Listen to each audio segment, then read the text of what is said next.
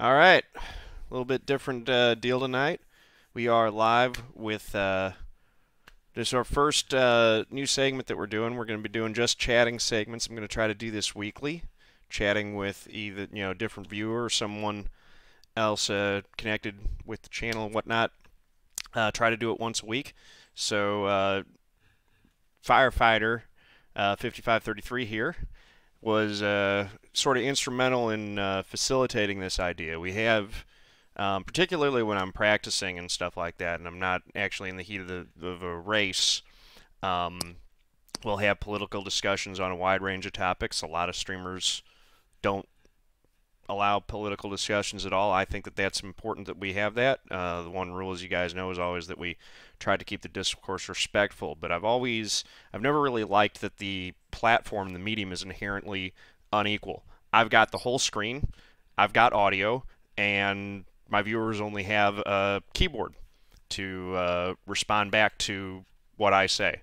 So after talking about that, we decided to start doing these things. So, Firefighter, you want to introduce yourself? If you want to use your real name, or if you want to just go by Firefighter, that's totally up to you.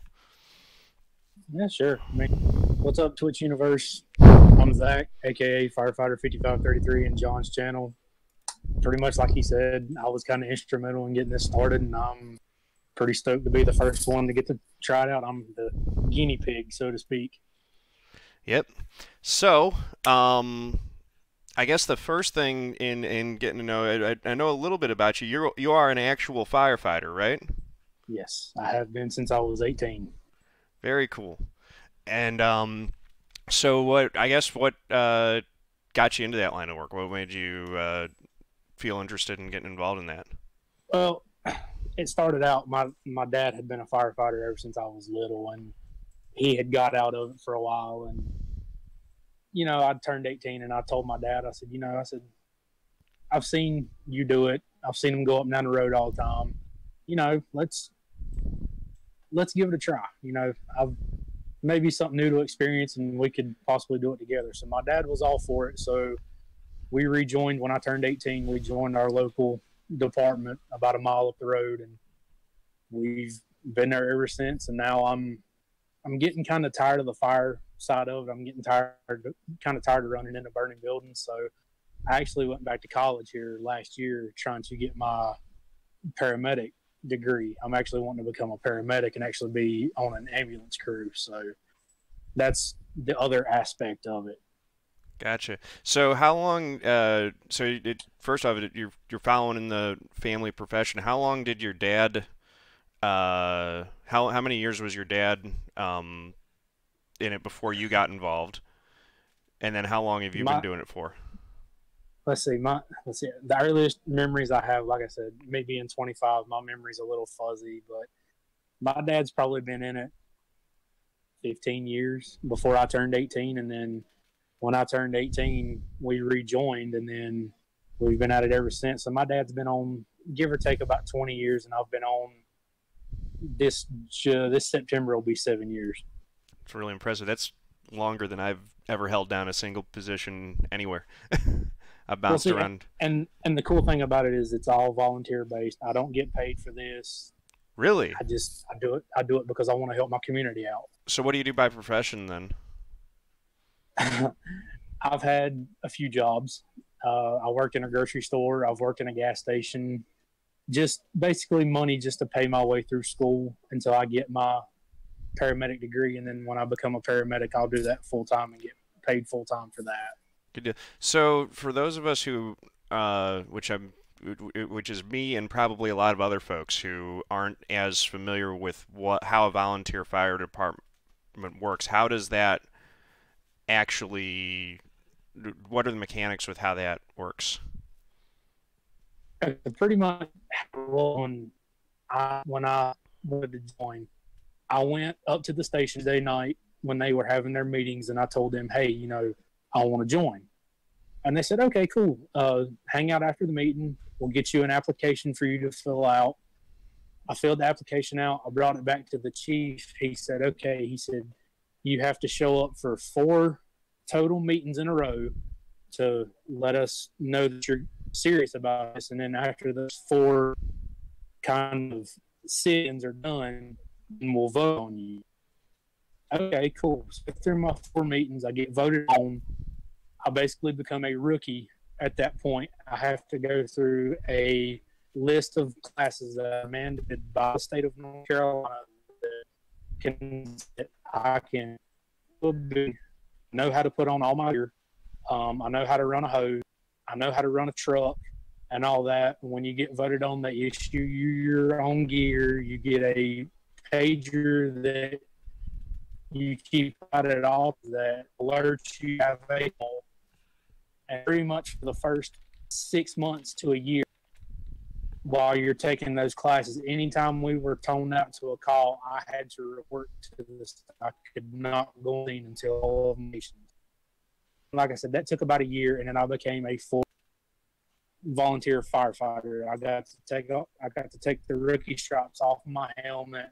I was able to run intentional vehicles. They were white light. I could run that on, and I was issued a handheld portable walkie-talkie radio that I could be able to communicate with our dispatch center, which is in another city on the same cats. We've got such and such call going on. We need X amount of trucks, X amount. We may need additional resources from other departments, so forth and so on. And that was pretty much the first year of my. And now it's whenever the tones go off, no matter what time of night, you get up and you run. Mm-hmm. So are all the firefighters in your department volunteer, or are there some that are full-time staff, and then is volunteer supplementary with that? We do have some guys that are full-time. They work during the day, Monday through Friday, 8 to 5. For trucks around the department. There's ones that roll when it comes in, and then we all show up after them. But yes, there are some people there that are full-time staff, and we do have. They're trying to get it. We actually have people there, 24 hours a day, because we actually recently just moved into a new building a couple of years ago, and it's fitted with bedrooms and everything else. Good deal. Now, and is the reason why they have it volunteer, is that because there isn't enough funding to staff it fully with full-time staff, or is it more of a tradition thing? I'm just curious how that all works. The community that I live in, it's a rural community. We've got a lot of farmland around here, but as you get into like the bigger cities that's in the county, they do have a full-time staff, but they do still have volunteers. So with us, it's mainly just volunteers, just because we're in such a rural part of the county. Mm-hmm. that we really don't run enough calls to be staffed full-time 165 days a year to these other big departments.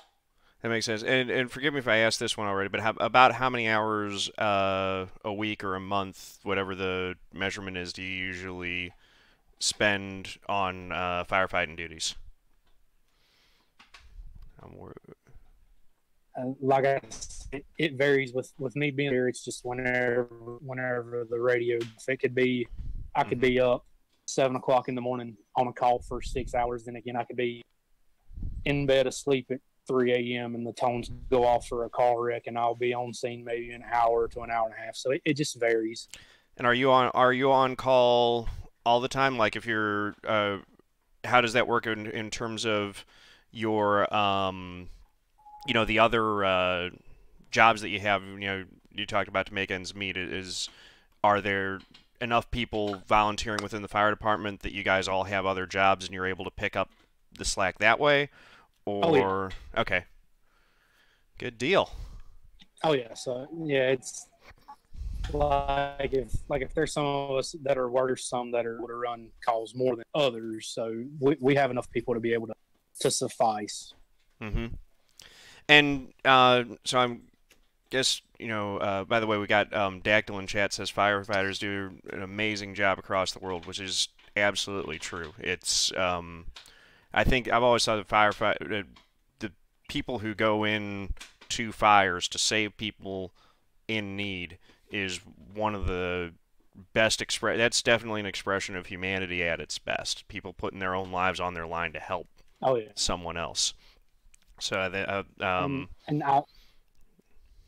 I've had that asked to me before. They're like, why do you do it? Why do you want to run into a building and like, for I'm like, that's who I am, to serve, and that's what I'm gonna do.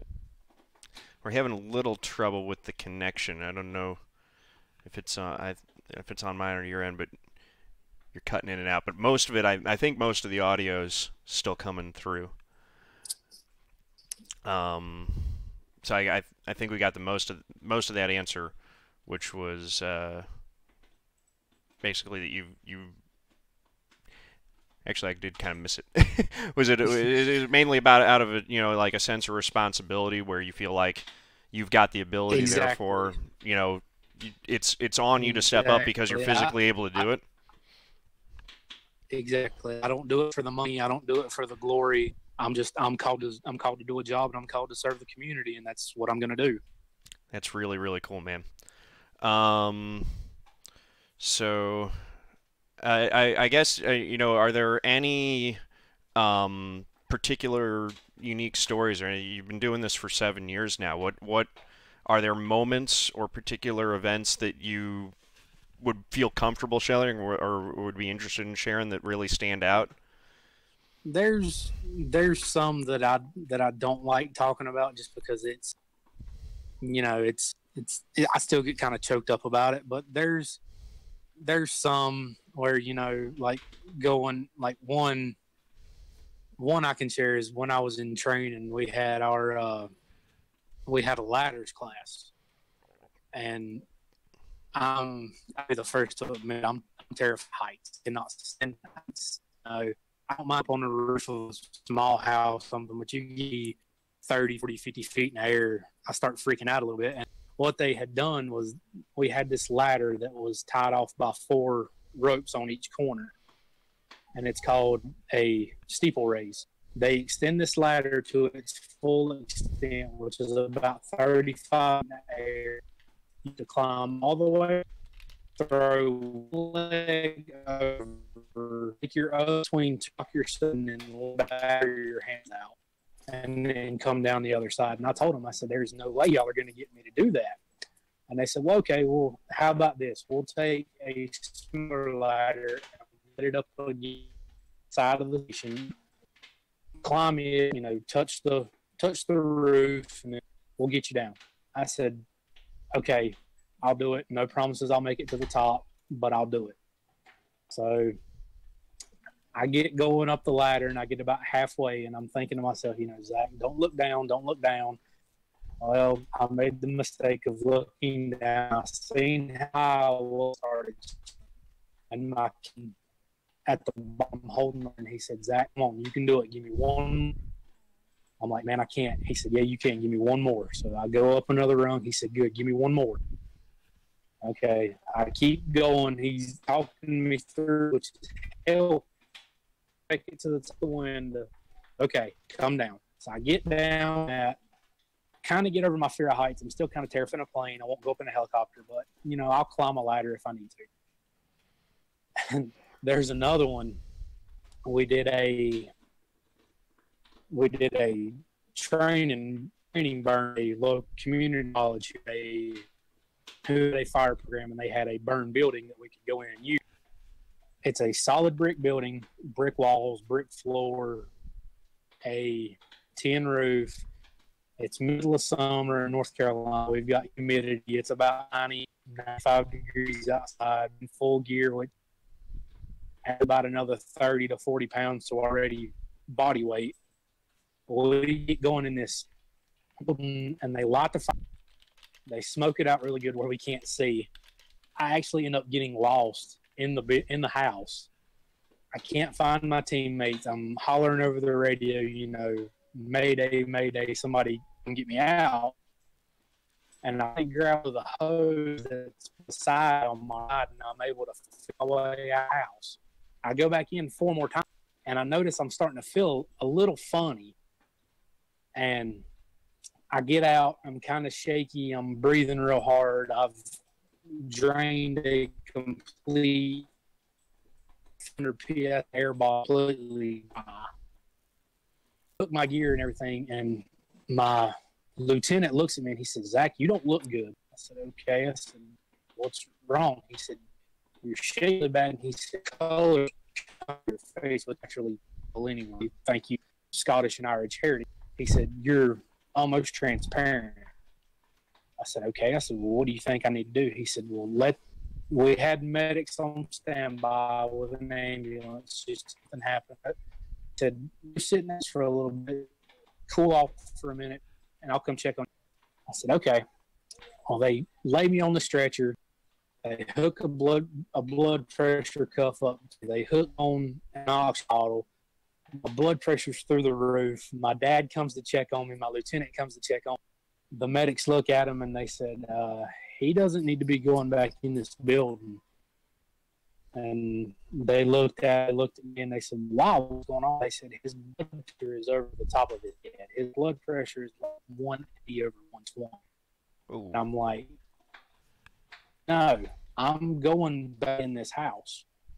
I said, "Unhook the blood pressure cuff, get me off oxygen. I need to there for the members of my team. I want to go back in this."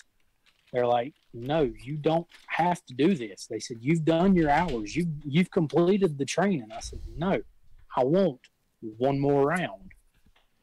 And that's one thing they've always looked toward me as that guy. I'm the one more round kid. I don't know when to quit. I don't know the word quit.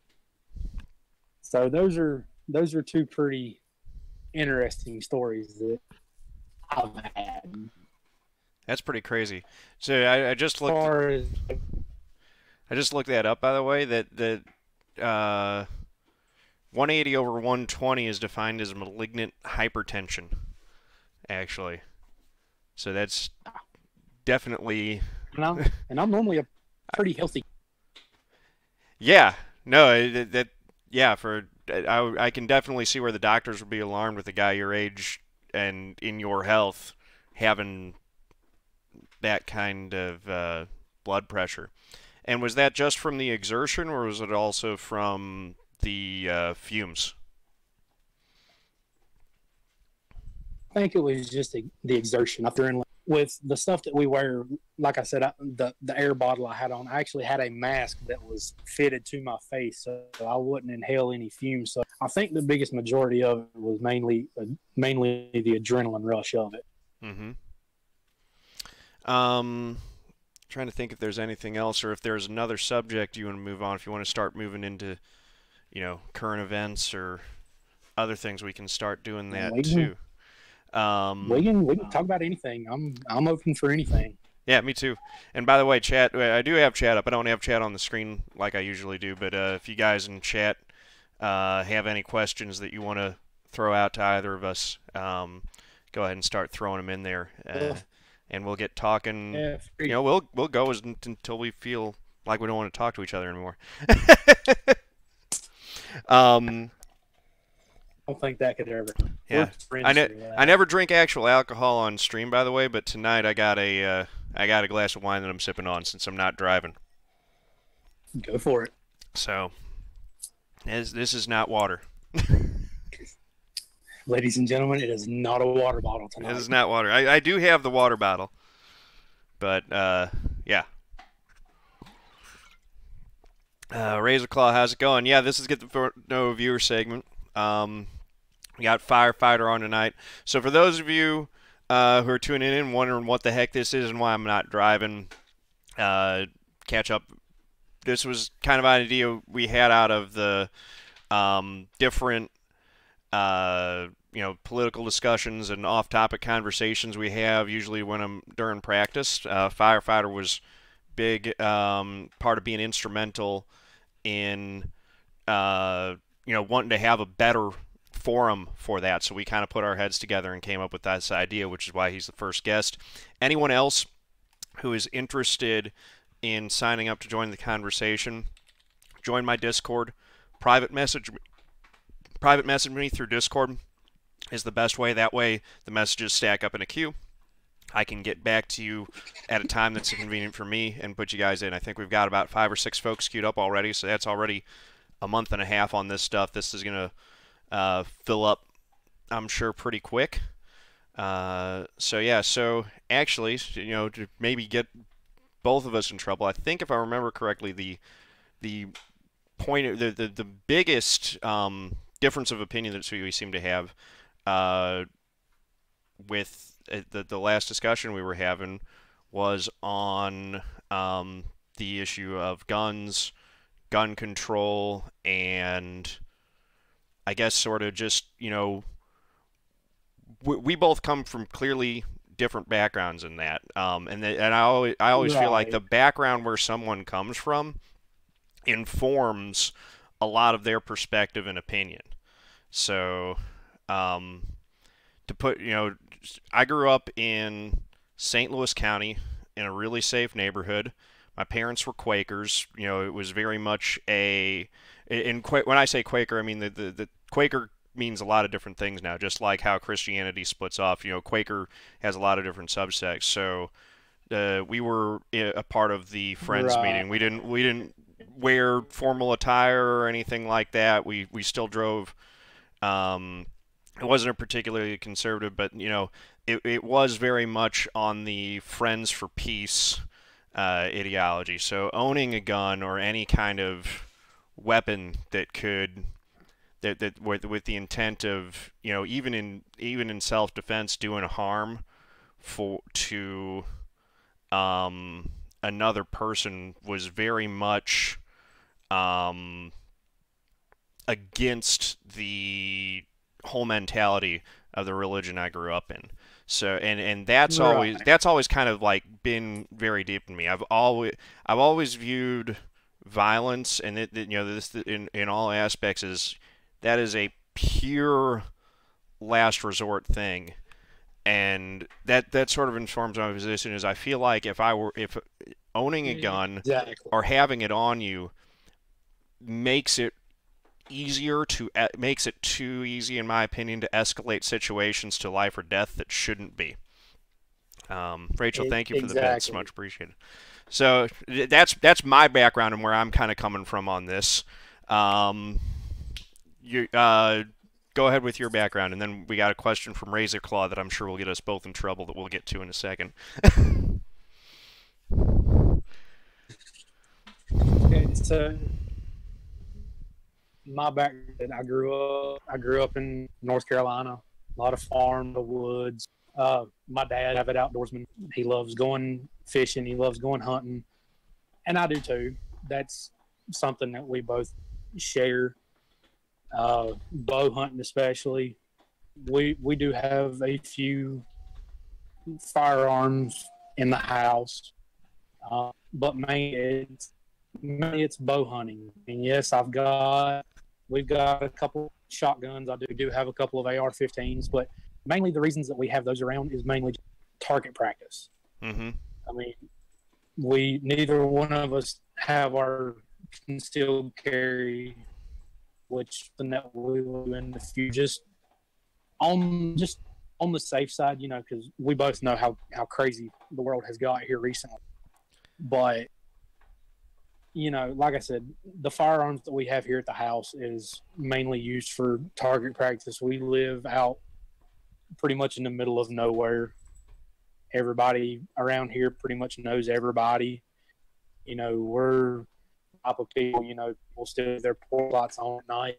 We still have like our neighbor, they go on and they'll call us on the phone. Hey, just on vacation, we'll be gone such and such amount of days. If you don't care, a couple nights a week, go walk around the house, make sure everything's still there.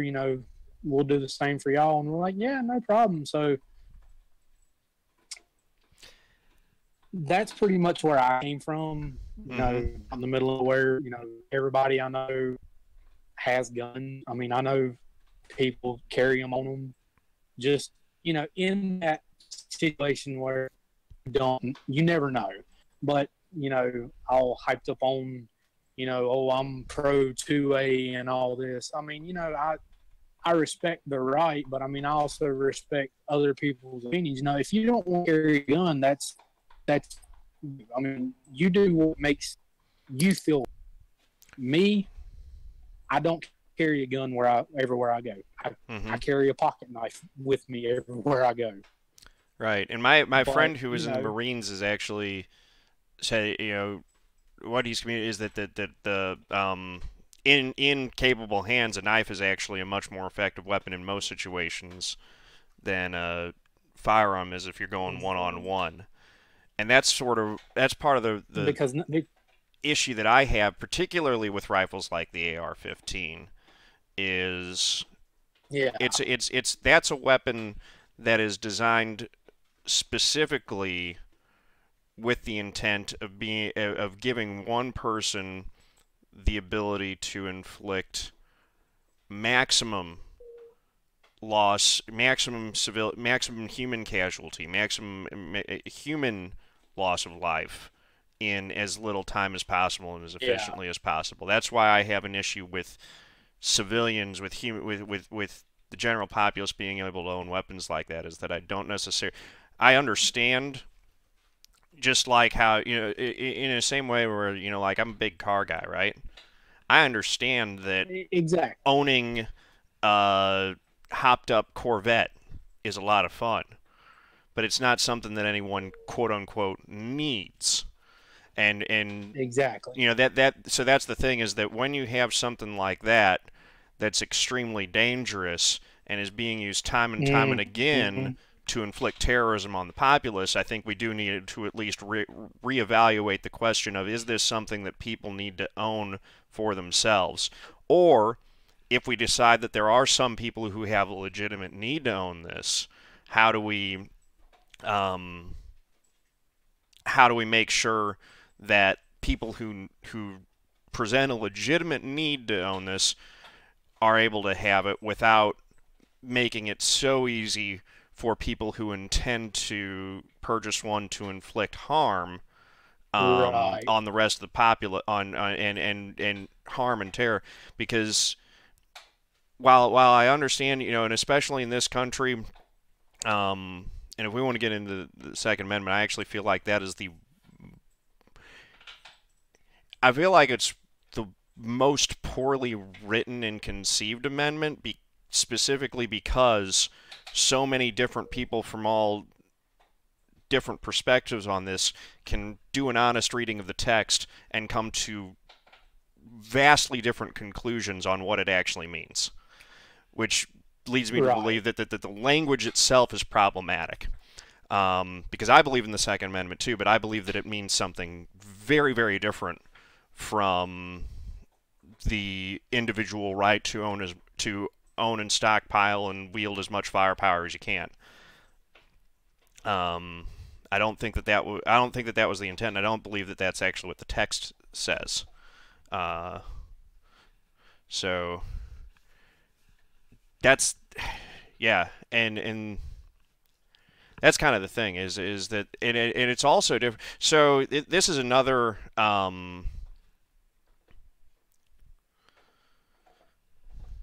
let's see. So this is another one which was that I wanted to bring up, is the how much you mentioned your community, and because this is something different with how the different communities are. How much space is between each house in your community? Because in my neighborhood, where we actually put the porch lights on too, you know, the houses are, you know, maybe about 10 feet between them, 10, 20 feet, somewhere in there. How much space is there between each house and your community where you live? Well, in the in the neighborhood that me personally, I give or take the house will be teams apart. Then you get like out on the road, out on the main road, houses that are probably 150, 200 yards away from each other. They're kind of spaced out. Mm-hmm. But in like the little neighborhood that I'm in, I can stand on my back deck and my door neighbor, his house is 15, 20 yards away.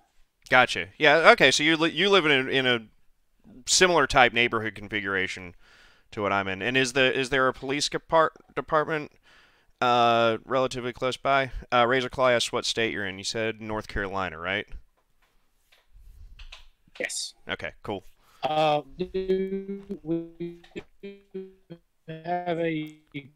We do have a police road, and the sheriff department and part of the EMS for actually moved into our old fire station. You're breaking up again, man. Maybe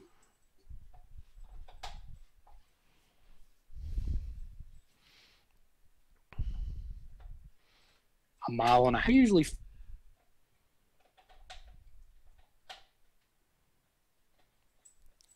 I think we lost you. Come on, come back. There we go. We got you back. Can you hear me now? Yeah, I got you now. We lost you for a second there. Okay, so roughly, like, how far, like, in terms of like minutes, how far is the closest or the local police station?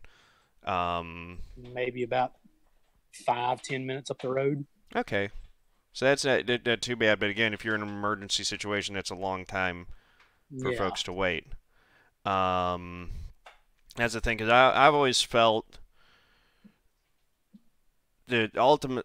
I mean, so the biggest protection that we have is, generally speaking, in most communities. And obviously, there are pockets of the country where crime rates are extremely high, but the biggest protection that those of us who live in relatively low crime neighborhoods is that just the low crime rate is the thing that protects us the most. It's that particularly the crime of someone actually coming and breaking into your house, meaning to inflict violence, is the rate of that particular type of crime is extremely low, to the point where that doesn't happen all that often. If it does happen, it tends to be pretty big news. Right. And obviously that's more of a reality for particularly poor urban neighborhoods, unfortunately, and also poor rural neighborhoods. It definitely seems to track very closely with poverty,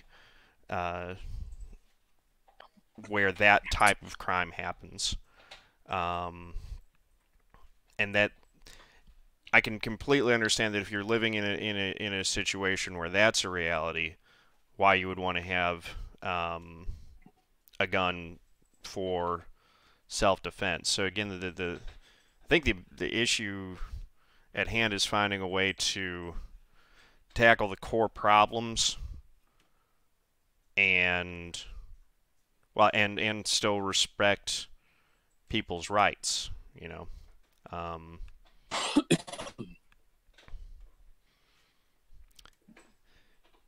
So that's let me see. So Razor Claw. Do we want to continue going down this road a little bit more, or do we want to move to something else? That's up to you, man. Like I said, I'm game for any. I'll talk about. I'm kind of game too. Politics are. So, I mean, we can talk about whatever. We can talk about racing. We can talk about cars. We can talk about whatever. All right, well, let's let Razor Claw get us in trouble a little bit here, and then we'll probably move on to racing. So Racing wanted to hear our thoughts on the Mueller report summary. So, do you want to go first on that one? Me personally, can't comment on it. I haven't read. That's on me. Like I said, I'm not as well versed in the politics as you are. I'm not really a big politic guy. I don't like talking about politics because half the time I don't know what I'm talking about. So I tend to just stay away from it. Yeah, I can understand that, and honestly, like that, hearing that kind of makes me it hurts me a little bit. It makes me sad because I feel like democracy is really important. It's relatively remarkable in the span of human history to live in a time where we have the amount of ability to have a say in how we're governed at Mm, all. You know, if you look throughout human history, the vast majority of it was ruled by tyrants and dictators and kings where the general populace really had no recourse, had no ability to weigh in and have a say on how they were being governed, whether they thought that the decisions being made by those ruling over them was fair, um, being able to criticize exactly. and stuff like that. So I It always, was pretty much it's my way or no way. well, yeah, and it was, you know, and unfortunately, it feels like we're spiraling back in this direction with where things are going. But it was ruled by the extremely wealthy. If you had a whole lot of money, you literally would, you know, if you gathered enough, you would eventually be granted a lordship, and you would have a pocket of people that you and land that you literally ruled over and could pretty much do whatever you want with them. If you were too abusive, I guess maybe they would rise up and rebel against you, but that was pretty rare, and they were pretty ill-equipped to effect any kind of rebellion. Um, Exactly. so, you know, I always try to encourage people, you know, because I know that political discourse is tough because it gets contentious really quick because it's about topics that matter, and people do tend to have deeply held beliefs on them and differences of opinion on that. And at the end of the day, the consequences are real because it's the discussion about how are we going to self-govern as a society, right? And it Exactly. so it's definitely an important discussion to have. But I do think it's important that we find ways to have that discussion, especially with people that we disagree with, because of what I fear that we're entering into, and it's been going this direction more and more, is that if I were to give a State of the Union, I think that the first thing that needs to be addressed in terms of where the State of the Union is right now is the state of our union is that we are in currently, presently, we are in a state of cold civil war. If that made we are, people have been talking about that we're closer to civil, you know, that we're more divided and therefore closer to a state of civil war than we've been since the last one happened. I would actually argue that right now, the amount of division that we're in, the more accurate description was we're in a state of cold civil war, where it's not a hot war, where we're not at the different sides are not actually firing at one another, but it's a cold war in that the different sides have completely stopped talking to each other in any way that resembles civility. It's just as soon as topics of dissent come up, people immediately get into the trenches, fall into their camp, and they're just firing barbs across it. It's created walls of division. Oh yeah. So, you know, I think that referring to it as a You cold know civil. that. Let's see. I can on that. Sorry, you dropped out again. You had something to say on that?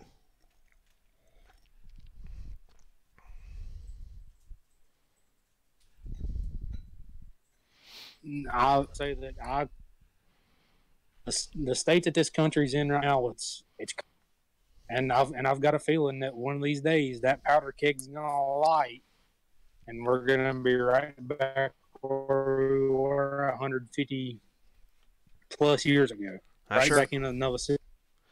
I sure hope not, because with the kind of weaponry we have And today, that it's going to be a lot worse. Oh yeah, it'll be 100 times worse. Yeah. Kurt Hart Jr. in chat brings up good point was that the media, he calls it media generated. I I agree and disagree with the idea that the media is solely responsible. I do think that particularly the uh, media outlets that are owned by corporations and as things have gone more into the internet, the news media, because it's corporate owned and for profit, has a profit incentive to create content that is entertainment first, rather as opposed to trying to. So anything that generates and sparks controversy on one side or the other, or even without picking a side, just sensationalistic stories are what drive views, drive clicks, and all of that. So but the other piece of that, while it is true that the people who work in journalism bear a responsibility towards generous journalistic integrity. You back? Yeah, I'm back. All right. So while there is definitely a problem with that, where the corporations who have who have a profit motive to stoke the fires of division do so because it's profitable for them. At the same time, all of us in the country, bear some responsibility for that because they are simply giving to us. It's our fault, ultimately, at the end of the day, that style is profitable. Because if it were profitable to create reasoned arguments, a more tempered debate, then the profit motive would incentivize doing things the way that I think a lot of us honestly would prefer that they do it, but because we consume stuff that is more on the sensational side and more on the divisive side, that's what we're going to get back. They're giving us what their accountants are telling them is the profitable way of doing things. Mm-hmm. And then where again, there is also a tempering side of that because advertisers are always involved in it. There is somewhat of that there is a little bit of a tempering threshold where there are certain things that on-air personalities can say that cause them to lose advertisers because their advertisers don't want to be associated with viewpoints that are that extreme, and then those so the profit incentive does have a certain tempering effect. If a news organization or a news host says something, puts forth an idea that's too offensive, or too divisive, but that's it's not that's not really enough, and I don't necessarily know if going more in that direction is necessarily the right way to go, but I do think that there is so much less of an emphasis on fact-based journalism and getting to the core of the argument, because it does seem like every news organization has multiple agendas. One of them being to get viewership, and then they also have the agenda of they've got their corporate board of directors who are wealthy financial elites, and so there's a certain framing that comes from that. I think it's also a problem that every on-air personality that you have for all the major news networks is a multimillionaire. They're making millions of dollars a year, so that they're coming at it from an extremely wealthy perspective. Oh yeah, they get paid millions, sit in a chair and read off a teleprompter for an hour. Right, and have a pretty face. You got to have a face for TV. Exactly. Maybe that's why I won't be on TV. I don't know about that, man. However, I was on TV Sunday. I will admit that on TV. So, What'd you get on TV for? when I was at Martinsville Sunday, they caught a little snippet of me right before they threw the Oh, they got green flag at the start of the race. they got you on TV before the start. Did you make Radioactive like Cadell did? I still haven't seen the Radioactive clip. Apparently, Cadell got in the Radioactive that came out yesterday. I did active, but I did make them. You could if you go back and watch the race. I know they put it on YouTube earlier, where they had streamed the race. Mm-hmm. If you look behind Alex Bowman and Rick Hendrick, there's a little certain spot you'll see me. I have on this exact hoodie and this over my, and then right a flag. They do like an air shot of the front stretch, and you see my little brother and me on the very right as you come out of 4 going down the front, right there the flag. So that was, I got my short 2-second. And that was in the Radioactive segment from this time around? No, it wasn't the Radioactive. It was they actually streamed the whole race, and it's actually up on YouTube. Oh, okay. Do you know about what the timestamp is? Because we can pull that up. I want to say when they dropped the green flag, I want to say it's about almost 12 minutes in. I want to say it's like 11:55, I think. I looked at it earlier this morning, and I haven't looked back yet, but I'm pretty sure it's about 11, right around the 12-minute mark. Then the anthem, it's about 5 or 6 minutes in. Okay, so you said right around the 12-minute mark. It was pretty cool. Is it right after they had that old their old Chevy, their old red Chevy was going around? Yeah. Okay. So let's see. Then we got Logano and the field coming through. Let's see if we can freeze frame it on you. Where were you sitting? I was free. How did you right when you'll see bottom a bright orange hat, and that just be me. Okay. Let's see here. So we're looking for a bright orange hat when they come out of 3? When they come out of 4. When they come out of 4, okay. Mm-hmm. So let's see. Is it when they've got the camera on Denny Hamlin and they're talking about him? It's right after that. It's literally right as they come out of 4 to take green. Okay. I think we're about to get that right here.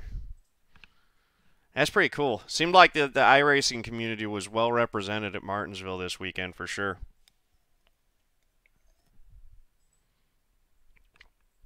Oh yeah, and I'm hoping I'm at Bristol. That's going to be exciting because that's a track I've never been to. Where are you going to next? Bristol, you said? Yeah. I might be doing the night race there this year too. Yeah, no. That definitely be if we could definitely hook up. That would be cool. Yeah, man. If I end up making it out there, I'll definitely be wearing one of my T-shirts, so I'll be easy to spot. And I'll definitely be putting the word out well in advance so that we can go meet up. So while we're on this, what other race series do you follow, if any, besides NASCAR? Well, I mean, NASCAR is the biggest one I follow. Mm-hmm. I do follow. I'm really big into motorcycles, so I do follow the Monster Energy Cross Series. And occasionally, when I get a chance to watch it, like if it's on TV or something, I try to follow. Like if there's maybe like a dirt late model race or a World of Outlaws race, I usually try to catch one of them. So, gotcha. Not really a drag racing fan. I mean, if it's on, I'll watch it. I'm not big into drag racing. I'm the same. Like I've always been like, if drag racing was on, I'd watch it for sure. But drag racing for me, it's over too quick. I like to watch a race play out, and drag racing it starts and then Yeah, it's over. it starts and then 3 seconds later they're done. Right. It's like I'm not satisfied. I didn't get my satisfaction out of it. Yeah, and then I was little. I mean, I still watch them every now and then.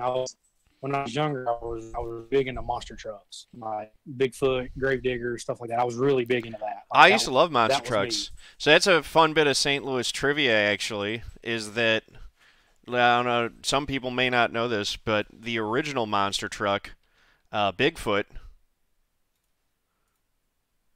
was from St. Louis.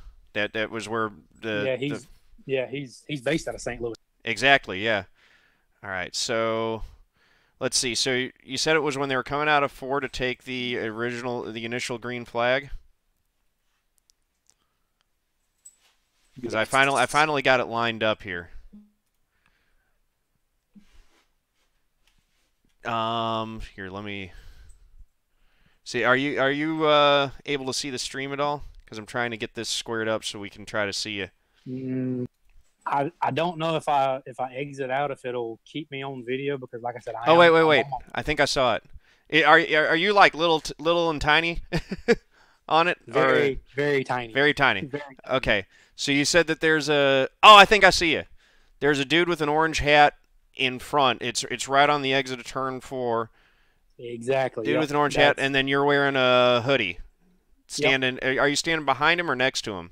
I'm standing next to him. Okay. It's him. It's him, my little brother, and then me. My little brother's actually standing on the bleachers because he's 6. Gotcha. That's cool, man. Yeah, the one time, so I got the first time I ever got on TV was also at a sporting event. It was at a Cardinals game, and I don't think that there's any way that we would be able to get it, but I don't think it's on the internet at all.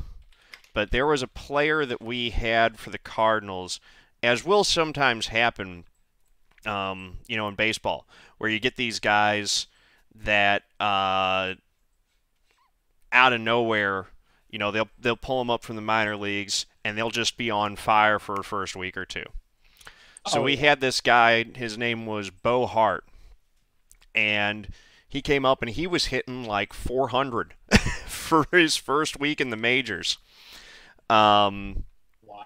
and so my buddy, my next door neighbor, we'd grown up together since we were 5. We were both working. He got tickets from work that put us right down along the third baseline behind the dugouts. Yeah. And so I told him, like, if we're going to be sitting this close to the field, we got to make up signs. And so we made up a sign, two Yeah. signs. One said "You gotta," and the other one said "Have heart." And we held those things up, and we got on ESPN because it was an ESPN. I think it was like Sunday Night Baseball or something like that. But it was one of the ESPN games, so that was a lot of fun. That's clever. Right, because I think Bo Hart got a hit or something like that, so we were doing the signs and everything, so we got up on that. That was pretty cool. J-Bo's in the Oh yeah. house. Justin, what's going on, man? Yeah, Cadell was on Radioactive. We were talking about that, which was how we got into Firefighter. Actually made it on TV a couple times too. So those of you just tuning in, this is firefighter5533 from chat, hanging out, chatting with him tonight, talking about everything else. Are we familiar with quarter midgets? Vaguely, Yeah, but not too vaguely. much. Yeah, I've Yeah, never not much. watched it much. It's hard. It'd be hard to find that stuff, Yeah. for sure. Let me see. As far as other series that I watch I follow the full Formula One season in addition to the NASCAR season, and then I am getting more into IndyCar lately. I've been, with David Land and Justin Petschauer, man, they've been selling IndyCar hard, and Brophy as well. Uh, I've definitely been getting interested in it. In IndyCar, I feel like that they're making some smart moves at a time where NASCAR I think is definitely going in the wrong direction by cutting horsepower and adding a ton of downforce and making the cars easier to drive, and they're continuing in that direction. IndyCar is going, I think, the direction that NASCAR actually needs to do. Yeah, Kirby, shoot me the link. I'll put it up. Kirby's said he raced him for about 5 years. He's got a video link of him flipping one on the quarter midgets. But IndyCar is going back towards, I think, the package has been gradually moving back in the direction of the formula that seemed to work for them back in the 90s, where IndyCar and NASCAR were both really good. But IndyCar, I think, if I remember growing up, IndyCar was still kind of considered number one, and NASCAR was number two for a while, and that flipped in the 90s, especially when IndyCar and the CART, the organizing body, split with the Indianapolis Motor Speedway. That really killed both IndyCar racing. Both forms of IndyCar racing suffered as a result of that, because you had the one that went almost fully in the speedway direction, where the Indy Racing League did almost only speedways for the first few years, and then CART was really heavily road focused. I really think that the formula that's always worked for IndyCar is the high-powered turbo engines, which are back to now, and a roughly even split between road courses and ovals, and get maybe even a little bit more of an emphasis on the road course racing, but you want a roughly even split. It's not even just that they're doing necessarily the exact opposite of what NASCAR does. I think it's more that they are going back to the formula that was successful for them when the sport was at its peak, and I think that that's kind of what NASCAR needs to start looking at, because human beings' tastes and interests do change, and obviously we have a shorter attention span now than we ever have. But I do think that there was something to the formula that NASCAR had when the sport was on the rise. There was a reason why that formula worked, and they've gotten away from that. I really, I think that a big part of it is watching the cars. When you go back and you watch some of those races from the 90s, and you see, the drivers really having to manhandle those things. They're bouncing up and down on the suspension. You can visibly see with your eyes that these cars are on the edge of control. And it didn't take much to get them loose or spin out or wreck, and they were difficult to save. It was really impressive when a driver would get dead sideways and actually be able to rein the thing back in. I think that, that's part of the problem is now the cars almost say all you have to do is get it feels like, you guys see me do it on stream all the time. I'll let you know a little secret. I'm not that good. I'm like, yeah. I wouldn't be able to make it, against any of the guys probably in the truck series even. I'd probably run back of the pack if I was in the truck series and get lapped. But all you have to do to save these cars now is if you get sideways, if you left off the gas, the car will pretty much save itself. There isn't a ton to it. Exactly. What year was it when the... So while we're on the subject of this. Yeah. So while we're on the subject of this, I read a little bit, but what do y'all think the schedule change for next year? What's supposed to be the July race at Daytona, which has been a staple forever, is now the end of the regular season in August. That's what kind of threw me for a loop, and the fact that Ford isn't renewing its contract with Homestead, so it's not going to be the finale race next year. It's moving up to like March, and now ISM is going to be the finale race. So I'm of two minds on it. I think that I'm trying to, here we go. Just pulling it up so that we got it the visual while we're talking about it. Kind of going point by point. I'm okay with the Brickyard 400 moving to the July 4th the weekend. Like it or not, Yeah, that's pretty cool. Brickyard is a crown jewel event. Since NASCAR went to Yeah. Indianapolis for the first time, I remember back in the 90s where there was buzz, there was talk about stock cars running at Indy, and it was a huge deal. Ever since that event got put on the schedule, that has automatically been a crown jewel event.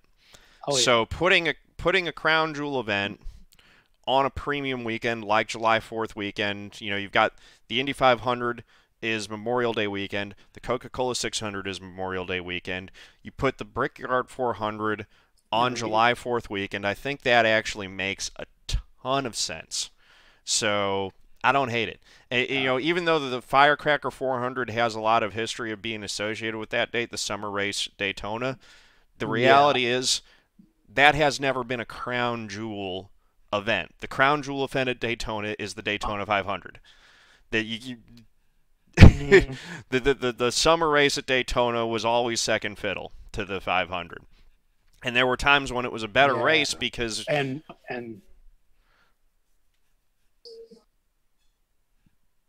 yeah, I mean there were times when it was a better race because the track was hot and slick, and I thought that when they put it under the lights, I thought that was a good move, and it's really up the spectacle.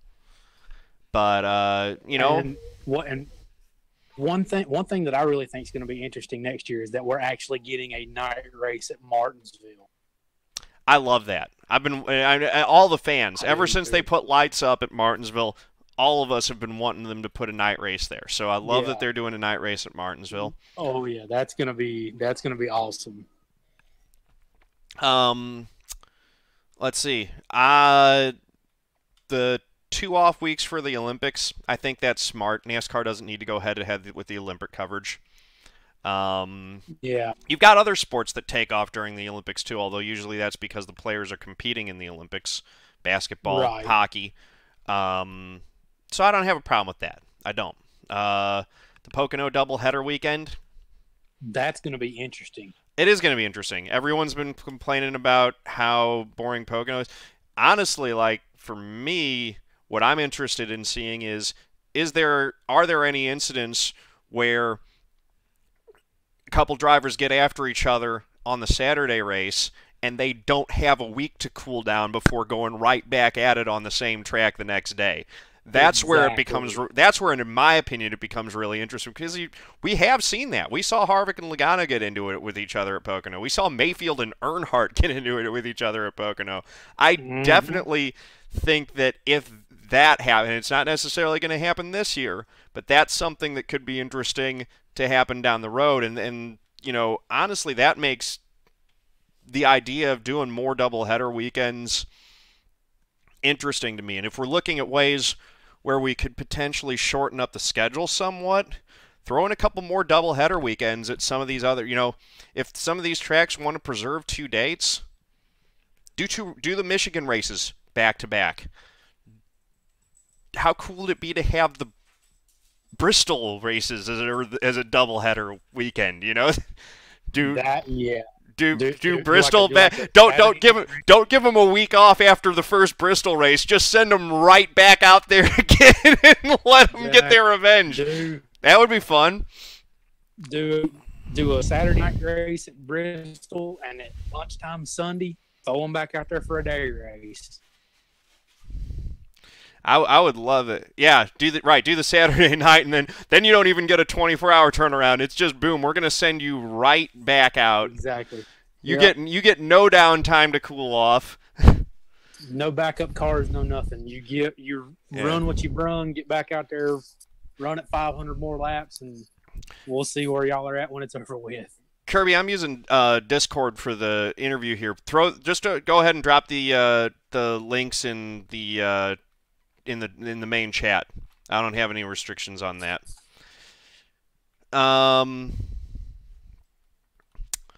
International race would be cool. It is really expensive to ship cars. The travel's insane, and I do think that NASCAR needs to be finding ways to reduce cost.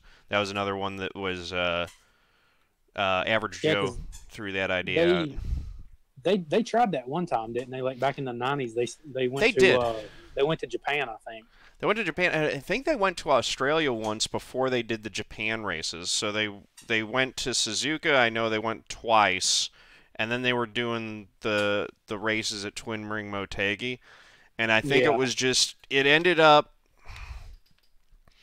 being way too much of a nightmare in terms of travel costs for the teams during what's already one of the shortest off seasons in professional sports. Having it even shorter didn't make much sense. Canada and Mexico, though, I agree. Like a few years, yeah, that's what I was going. Wasn't it like a few years ago, like the Xfinity Series ran in Mexico, and then I know the Truck Series runs at Canada Tire or Canadian Tire. Yeah, so yeah, I think that they did do. Did they actually do a race, or were they talking about doing Mexico? I don't remember if they actually did. Did they do it? I think for a couple years they did do an Xfinity race down in Mexico. Because I would love to see that. I love the track at Suzuka. I thought that the track was great. They did Mexico once. Okay. Yeah. Once. So I would love to see them do that again. I would love to see. I think the Canadian Tire track, Most Sport, I think is an awesome track. I really enjoy that. It's fun. It's one of the more fun ones. It's one of the ones that I enjoy racing in iRacing. I think Road America also puts on a really good show. That's obviously still in America, but that's another unique track. I say we just load up all the Cup teams, take them to Germany for one race, and just stick them on the Nuremberg ring and just let them run. Have you tried driving the Cup Series car at the Nürburgring? No, I have. I have. There's a video of it. It's not pretty. That would be interesting. I'll have to go look that up. You gotta. Yeah. I mean, you can set it up in a test session. It does it. That would be hilarious. Yeah. I don't know how well that would work. I mean, I actually think that it could work. It's just the Nürburgring is such a long track. That's one of the obvious complications. It's like 12-point-something miles. Mm-hmm. I actually agree. Razor Claw brought up Monza would be cool for NASCAR. I agree that Monza is probably track that would be pretty well suited to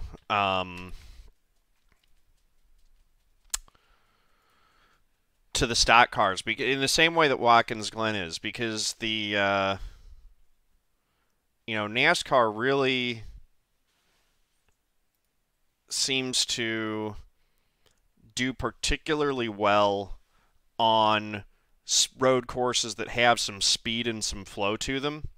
Watkins Glen, I think, that's part of why I think Watkins Glen is maybe better suited than Sonoma is. Watkins Glen, I think, is a really well-suited track to those type of stock cars. I'm watching. I'll shoot this link to you as well. This is for one of the viewers. Their quarter midget flip. See, even I think like maybe even Laguna Seca would be a good track. That I think that would be a good one for them. That was a little bit scary looking. Here we go. I'm gonna send this to you so that you've got it in case you want to look at that later or now. So the thing with Laguna Seca is, interesting thing. Laguna Seca is actually one of the few real world tracks that I've actually driven around. Mm-hmm.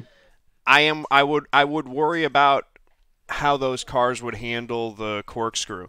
Although I'm sure they could set them up in a way that would make it so that they would handle a little bit better.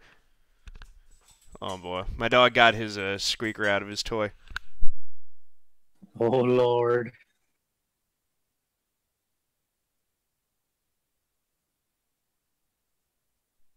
Good boy. You did a good job getting it out, but you can't play with it once it's out. I don't want you to choke on that. No, we don't need Aggie choking. No, he's a good puppy, though. And come hang out and say hi to the people? Yeah. Um, yeah, so I don't know if Laguna Seca, just because of the corkscrew, worries me, although the rest of the track I think would work pretty well. Yeah. Yeah, it's just a logistics problem, though, for the European tracks, trying to get all the teams out there Yeah. is the main thing. There's so much equipment, and honestly, like right now, the biggest thing that NASCAR has to try to do is find ways to reduce costs so that they can make it feasible for teams to compete. Because, I mean, things are bad when the previous year's champion can't find enough sponsorship to continue to compete at a championship level. Agamemnon, leave it. The Daytona road course would be awesome. I think that I've been saying for a while actually that I think that they should switch the July race at Daytona to the road course. That would be interesting.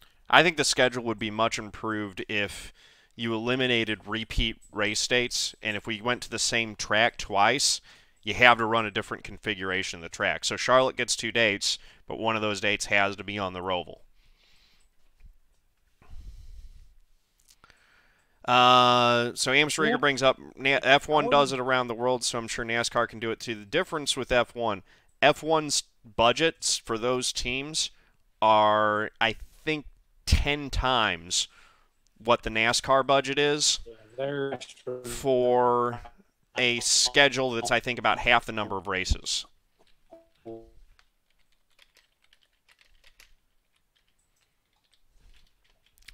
Let me just see if we can get... I'm going to pull it up here. Here we go. 2018 Formula One budgets.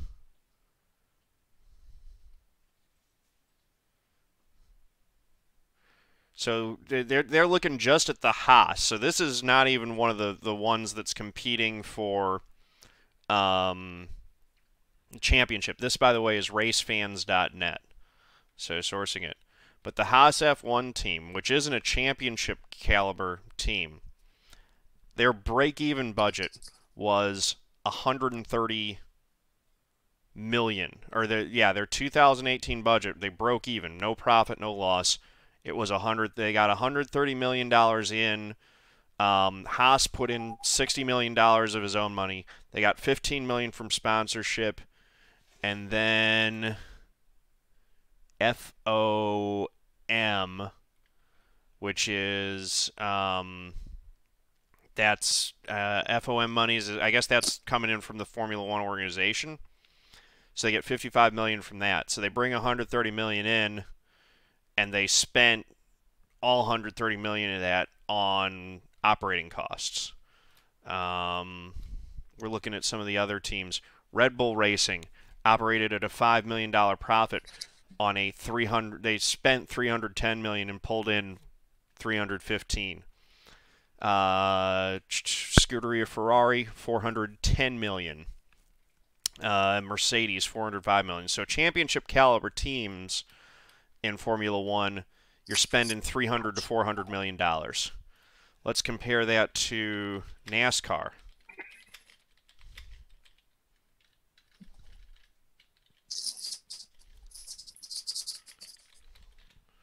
Let's see if we can... the underfunded NASCAR team... Let's see if we can get... so this is looking at BK Racing. Which would be like... Yeah, that works. Yeah, so it's very much back marker team. We're looking at... This looks like close to $15 million for the year. So they spent more than 18.1 million to run the 2016 season. Um,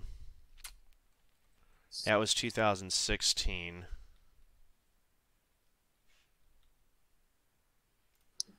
Let's see. Got a Forbes article here talking about NASCAR's. Trying to just look real quick. If anyone else has it, has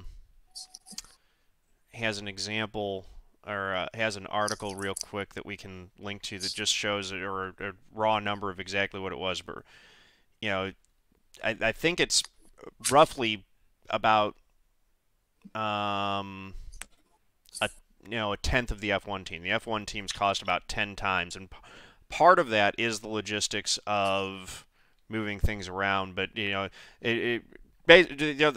point I'm making is that just because the Formula One teams are able to handle the logistics and the cost of moving all around the world for their different events, doesn't mean that the same would be true for NASCAR. You've got more teams with much smaller budgets, so that the logistical cost of moving the teams from place to place takes up a much larger percentage of the budget. It's realistic to expect the teams to absorb that cost when you're looking at teams with a couple $100 million budgets versus teams that are operating on a $20 million budget. The logistics for moving around all over the world becomes a much larger slice of the pie to do it that way.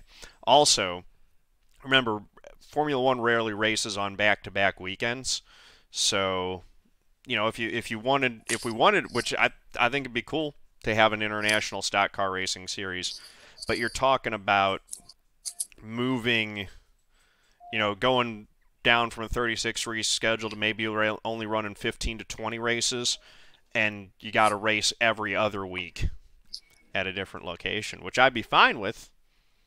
Just a very different type of schedule at that point. Let's see.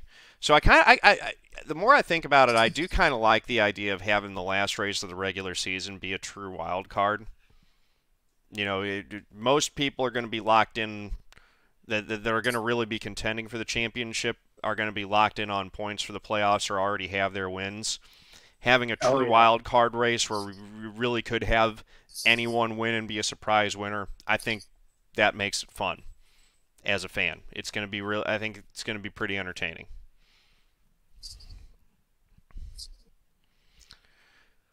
And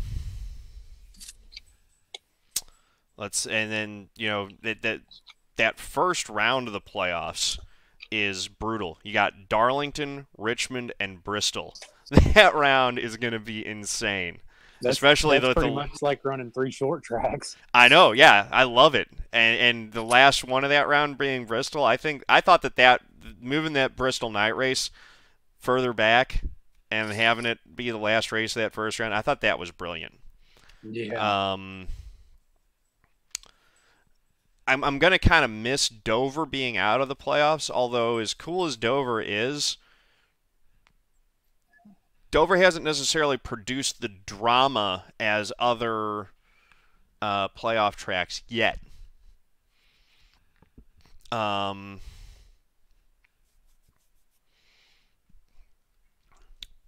were some of the other? Watkins Glen, Dayton moving.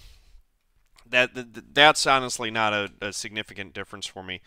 Going to Phoenix at the end, a lot of people have been poo-pooing that. I actually think the racing at Phoenix is pretty good. I think Phoenix is going to be an interesting race to decide the championship at. And I also like the idea I've always said, if we're going to do it this way, and I actually like the playoff format. I like having a championship race, but if we're going to do it this way, move it around. There's nothing you need to see down there, Spike.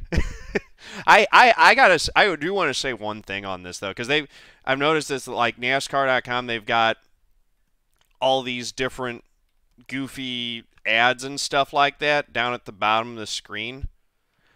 If you have a website that you control, don't do this, because this you take your very well designed. I work in the tech industry, so you take your well designed website and then you put ads on it that make it look cheap and garbagey. And I'm sure that you get a little bit of revenue for it, but it comes at a drastic cost of user experience to your website. So I have a problem with that. Uh, yeah. Cloud Jr. Yeah, and then you have clickbait articles that cite Danica Patrick as a NASCAR legend. Look, I've always been a defender of Danica. I like Danica.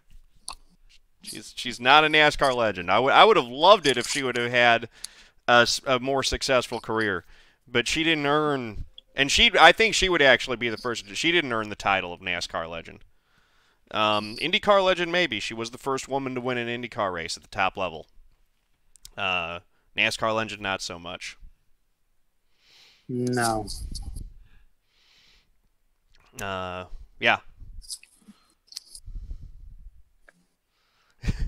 Kirby says he watched her light a car on fire at Homestead. She lit cars on fire at several different tracks.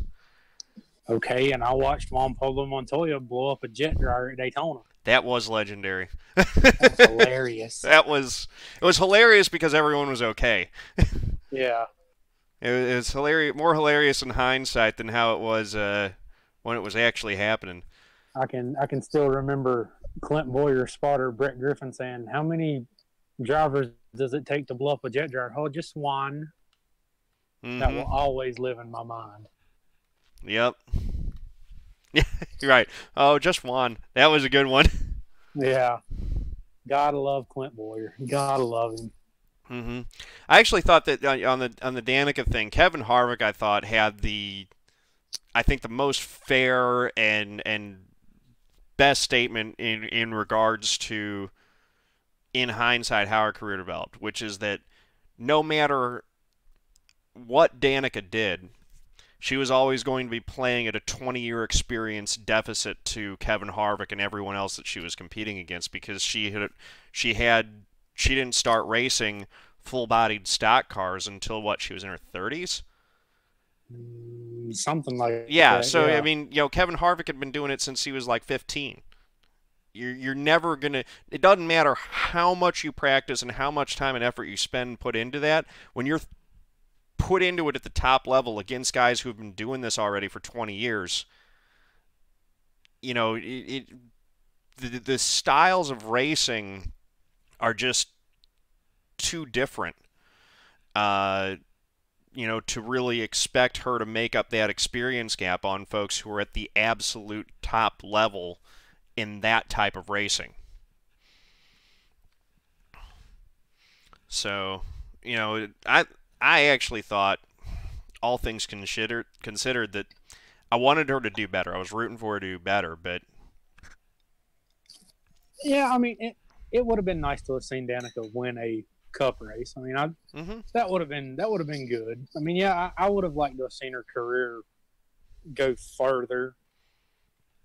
But I mean, like you said, when she came in, she was behind on the experience gap so much that it would have been more of a hassle for her to catch up than anything.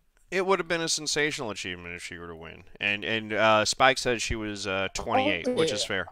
And Tony Stewart's really the only one who's come over from the open wheel side to the NASCAR side and been successful at it.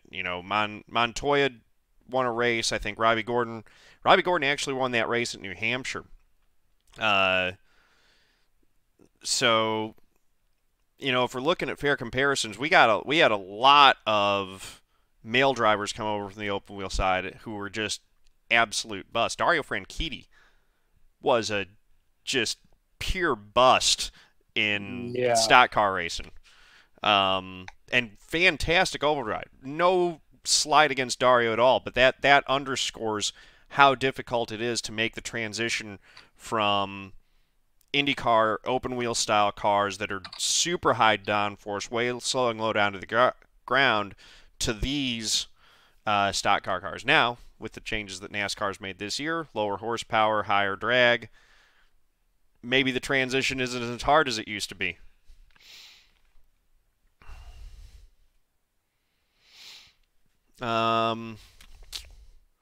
Ratings in it. So the couple of folks in chat saying one made point that that she brought exposure to the sport, which I agree. Another counterpoint to that was that ratings in attendance took bigger nosedives since she started. That's fair. I don't think we can put that on Danica at all. I don't. No. Nah.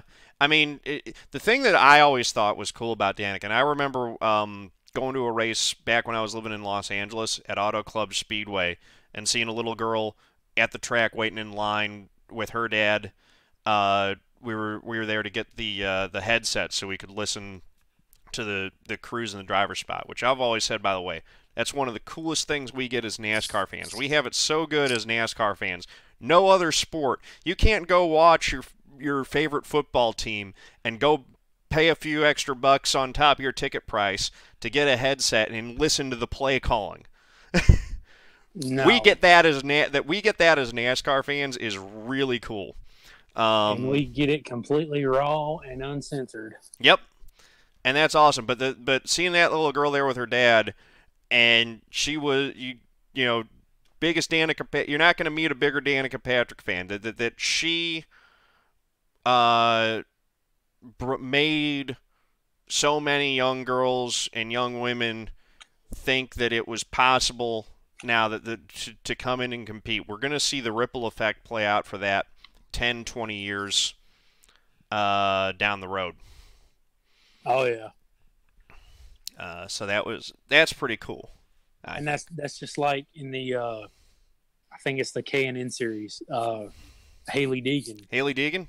Yeah. Yeah. She's who knows? She's amazing. She may have gotten the same opportunities and been inspired to go and pursue it if Danica hadn't broken the ground that she did, or not. We'll never know. But the reality is that Hailie Deegan's coming up, and she does look impressive. And sooner rather than later, we're going to see female driver break through at NASCAR's at the top level in NASCAR and win a race. It's a matter of time. And go from Hailie was driving. I mean, you look at her dad, big time motocross ride. The first guy to do a 360 on a complete 360 spin on a dirt bike, broke every bone in his body to do it. Went to racing trophy trucks. Hailie started out in trophy trucks, and now she's in the K&N series, and I think she's won 2 or 3 races. I think her recent win was at the dirt track at Las Vegas in a K&N car. Yeah, I think that was maybe her second. Chat will correct us. Spike says 2. Spike, I got to give Spike credit, man, in chat. That guy knows his racing. It's on up. There's no doubt about that. He is well versed, especially when it comes to the short track scene. Yeah.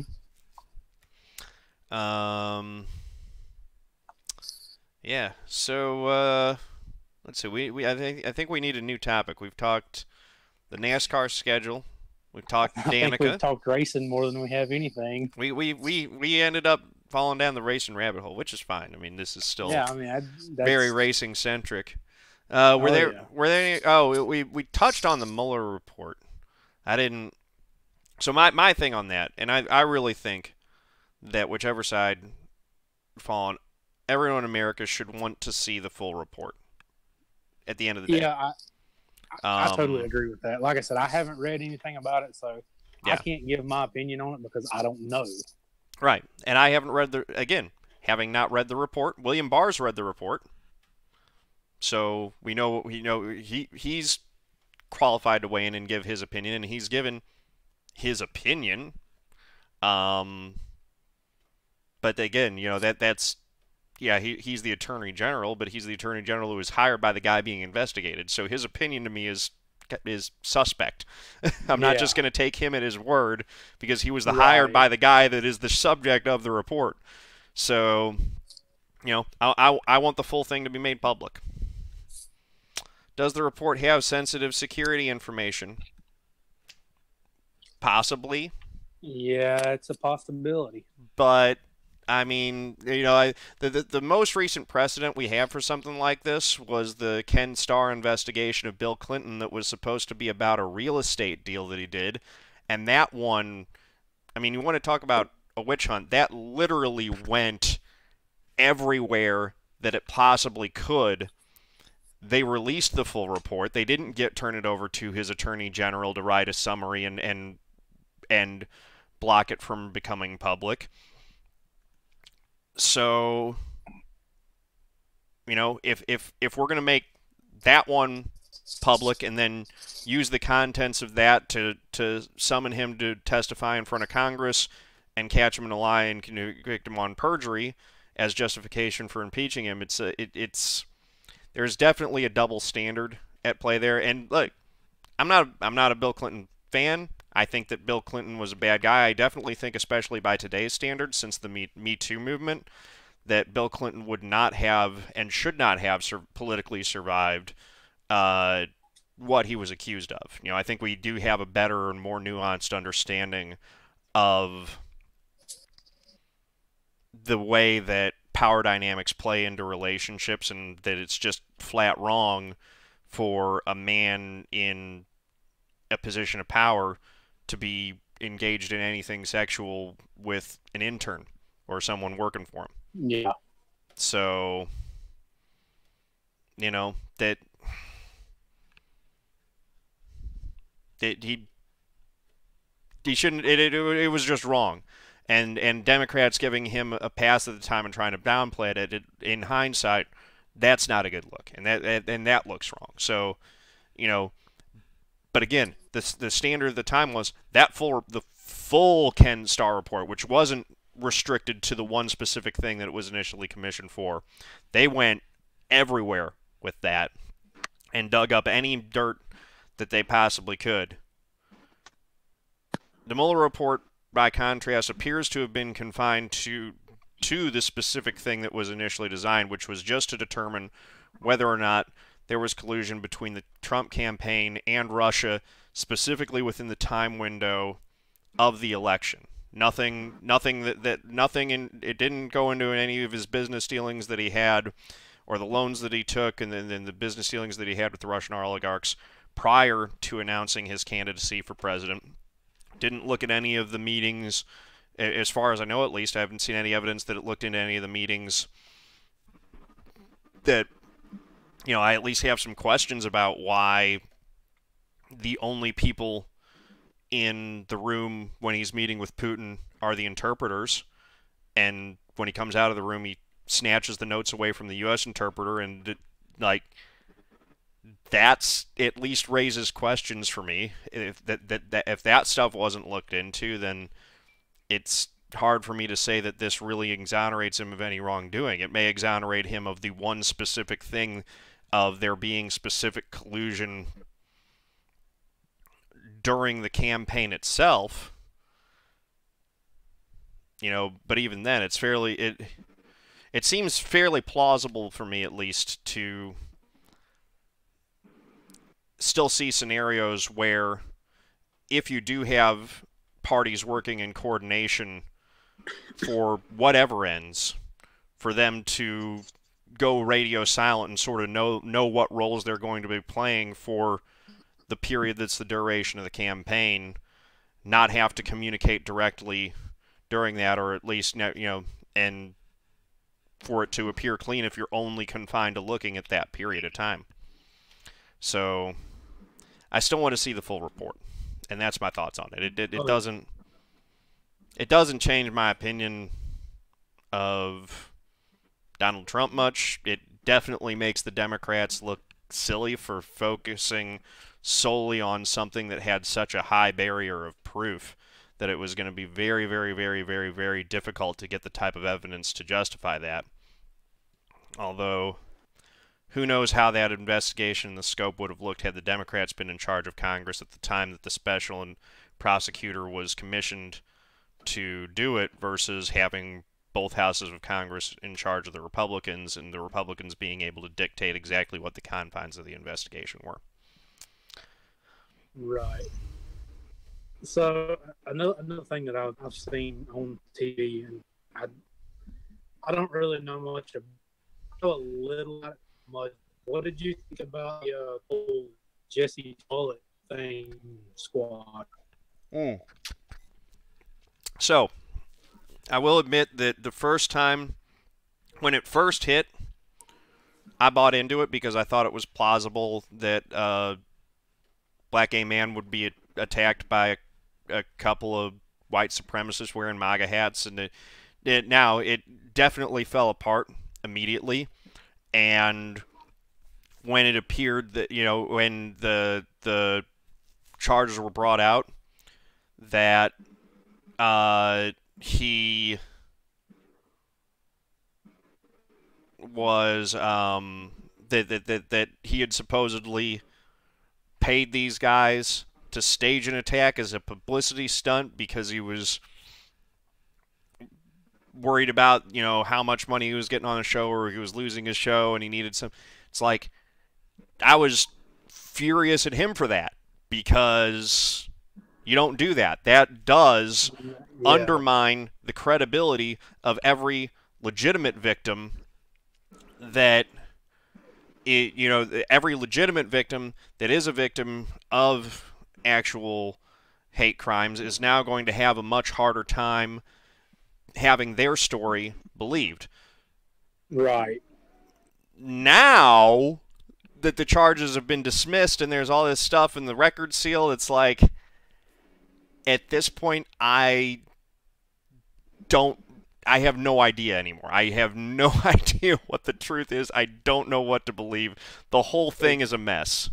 Exactly, and I'm the exact same way. It's like, okay, well, he was charged a few weeks ago, and now all of a sudden it's just like, poof, they're gone, Right.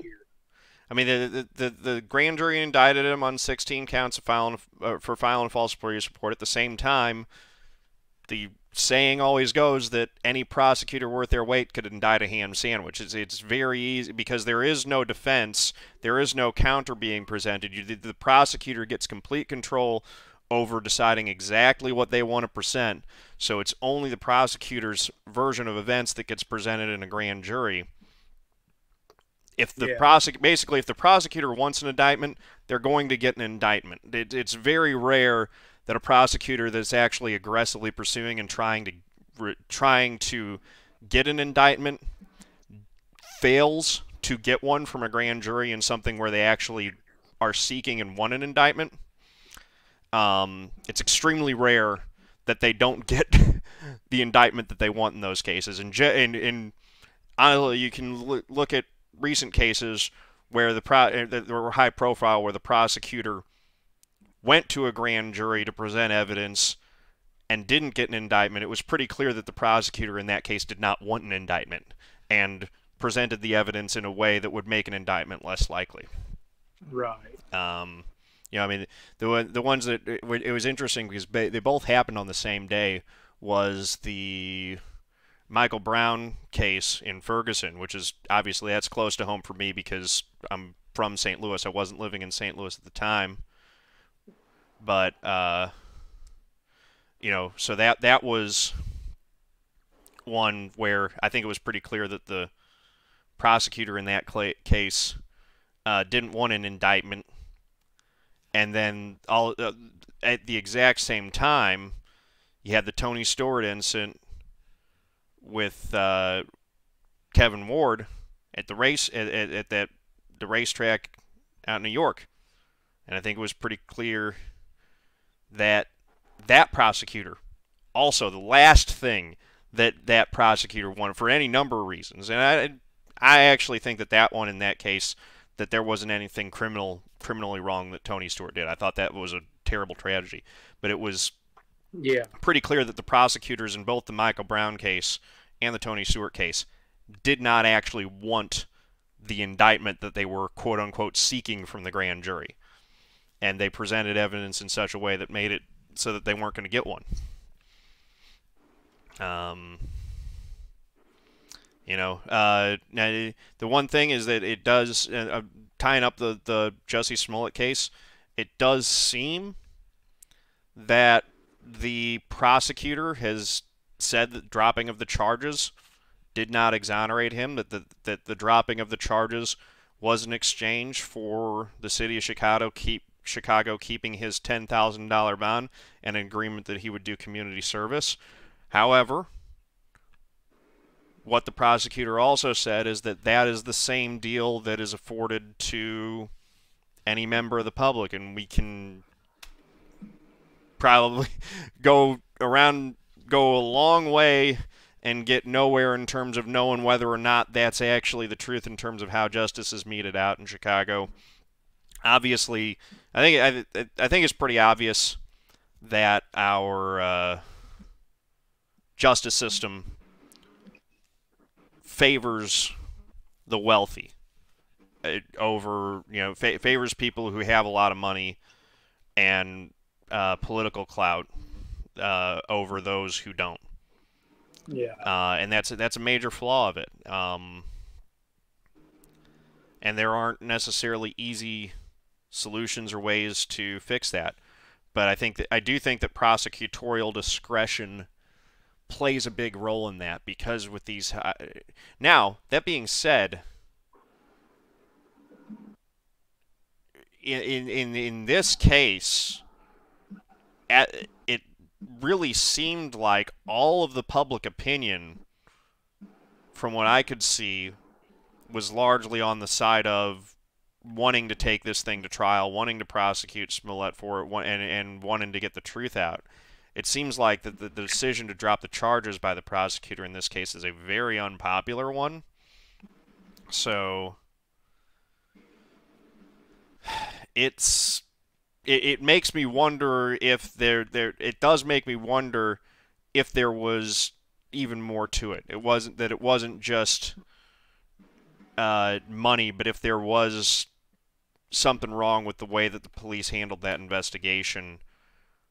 Yeah. That maybe that either tainted some of the evidence, or that all the connections that they needed to make their case weren't really there. It was enough to get an indictment, but it would have been harder to get a conviction because there was a whole lot of doubt to be cast. Who knows? We'll never know because the record's sealed. Exactly.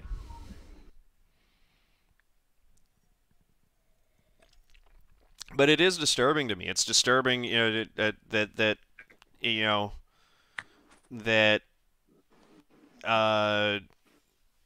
he seemed perfectly willing to point the finger at two guys initially who didn't do it, and was willing to, and was ready to have them go to jail for a crime they didn't commit. I don't think that's right. I definitely think that, that we do still have a problem in this country with where persons of color and people with, who are part of the LGBTQ community as a whole are live every day under threat of violence from certain individuals. It's not the whole of society, but they live under a greater threat of violence than those of us who are not part of those, who are not classified in those groups, who are part of the culturally dominant groups. We don't live under that threat, and that's a real thing, and that, I'm worried, gets lost in some of the discussion surrounding that. See, and that's one thing that I love about your channel and me in general. I mean, we're friends with everybody. I don't care what color you are. I don't care where you come from. You be it was that. You can just turn not all the same. We're different. Mm-hmm. Live with it along. You don't get along, oh well. Yeah, and that is one thing that, that's definitely encouraging for me about our generation and about the generation that's coming up next is, I think our generation is more accepting of people different from them than generations prior. On balance, obviously it's not everyone, but on the balance, I think that's the case. And I think that Yeah. the next generation I'm seeing coming up, the kids that are being raised on the internet pretty much exclusively. There are a lot of problems with kids being raised on the internet. I think the shortness of attention span and stuff. I think that there are some downsides, but one of the upsides is that the generation of kids that's coming up in the internet age has a much greater exposure to a wider array of opinions and a much greater diversity of people and backgrounds than any generation prior. And Yeah. so, just instilling the idea that we're all people, that it's normal and natural for people to look different, to have different interests, to have different, to be, when it comes to sexual orientation, to have different sexual identities.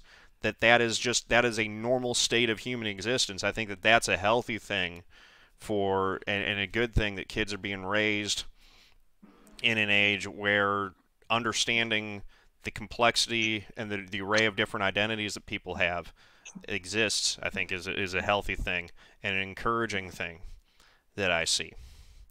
Again, obviously it's not everything.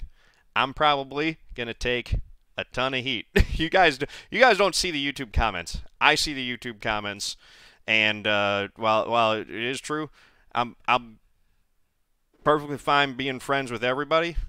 When someone makes it clear that they have no interest in having a friendly relationship, I have no interest. I have no qualms with severing that tie. Exactly.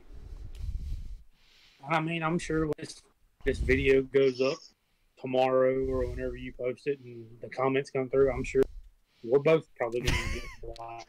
Like But I like don't I care. said, we're going to You're get in behind a trouble. computer screen. I don't care. Yeah. I stay in trouble. I don't. Mm-hmm. I take the heat. That's why I'm doing this. Again, it's important Exactly. to have and facilitate. And again, anyone who disagrees with me, as long as you don't come onto the YouTube comment sections and you're cussing us out, you're welcome to come on the show. I'm open. I got that opened up. Hit me up in Discord if you want to know how to get my disc. I think it'll probably have a link there. But if you need a link to it, just say, hey, I'd be interested in appearing on the show. Shoot me a link. Private message through Discord is how you get on the show. That is open to everyone. I'm not like Tucker Carlson or any of these other talking heads. I'm not going to only bring on people that I agree with or people who have a certain amount of notoriety already to meet the threshold of what my producers say. I don't have producers. I do this myself. I put anyone on here. So, come on. If you disagree with what I say, that's fine. Come on and we'll talk about it. We'll dig in. Yeah. David in chat says can't wait to chat with John because he's on the list. I believe I've already got him on there. Always keep discussion civil. Does not need to get hostile. No progress gets made. Exactly. And Exactly. we do Yeah. damage when we get hostile with that kind of stuff. And I understand why it gets hostile. I get worked up over stuff because it's stuff that matters. It's deeply Exactly. it's I mean, we've been on this interview going on 2 hours. Have either one of us got hostile even once? No. Exactly. 1 hour and 48 minutes. Yeah. I mean, we've largely been in agreement on a lot of stuff, but yeah, no, there's a way. It definitely takes a commitment on both sides to approach things,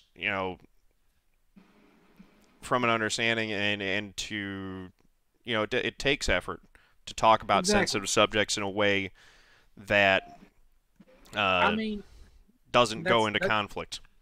exactly. I mean, that's like your political views. Mm-hmm. I respect you 100%. I'm not ashamed to admit I did vote for Trump.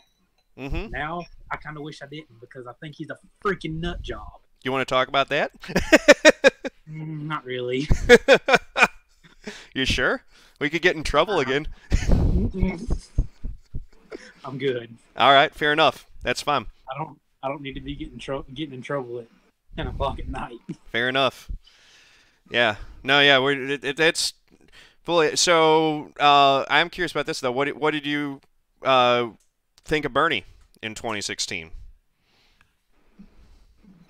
Honestly, I really didn't pay too much attention to the whole presidential thing in 2016. I mean, I heard some stuff that he had talked about. I think one thing that he had talked about was like, I think it was like lowering college tuition or something. Mm-hmm. Yeah. He had a plan.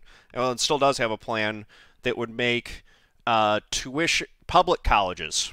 Not private, not private university. I went to USC by the way, so that's a private university. So private universities wouldn't be affected, but the tuition at public, he would make 4-year degrees at public colleges tuition free. So like at community colleges and stuff like that. Community colleges would be included as well, but this was public universities, so not just community colleges, but you could actually go. Right. So like USC wouldn't be included in this, but UCLA, which is a public college, would. Right. Public university. In Missouri it would be Mizzou. I think is UNC public or private? I'm not 100% sure. I know one college that we have here. It's actually about 30 minutes up the road. It's a university, but it's a private university. But I'm pretty sure like UNC and Duke and NC State. I'm pretty sure all those are public. I NC don't know. I State think that, probably definitely is. Duke might not be. I don't yeah, know. But but that's what I'm UNC thinking. I would I think expect Duke is. might be private. Mm-hmm. Yeah, like so you wouldn't be going to Harvard or Yale on Bernie's plan. David Weishart says Duke is private, which is kind of what we. That's Yeah, that makes yeah, sense. But you'd have an opportunity. Everyone would have an opportunity to get a 4-year college education. Now, you still have to. That doesn't include. And there were some ways where I actually thought that maybe Bernie's plan, because it still doesn't include room and board, still doesn't include your food. So there are still expenses that you're going to have to cover, but at least the tuition, which is a big part of it, if you can find a way to cover your exactly. other expenses, at least you can go get an education and have Yeah, that tool in your belt to go and compete on the job market. And it that has for me a ripple effect where it's not so getting a good job and having access that economic freedom is part of it, but that's not the whole thing. For me, educate that there are many benefits to having an educated and informed populace, and one of the biggest things that I always said that I benefited from and learned from my education was how to learn. I got better at learning how to learn. I got much more proficient at using Google, at being able to do research on my own independently, to vet sources and be able to tell, is this source are these actually facts? Is this source presenting something from a particular angle? Which parts of this are tainted by the particular perspective that this is coming from? Getting practice at writing opinion papers and having to defend those papers, and the discussions that happen as a part of getting that education, the 4-year degree. The degree is a piece of paper. The experience that you get from the college education is much more important, and I think that's what's really valuable in terms of educating a citizenry. And again, in democracy, an educated and informed citizenry is critical because the citizenry is responsible for making important decisions about how we're going to govern. So that's where that's what I think the bigger and more important piece in opening that up to everyone is. Um, yeah, and there are some skills that don't necessarily need a 4-year college education. Again, it's not one piece, but I do the other part of his argument that I agreed with is that a 4-year college education today is roughly the equivalent of what a 4-year high school degree was when we started guaranteeing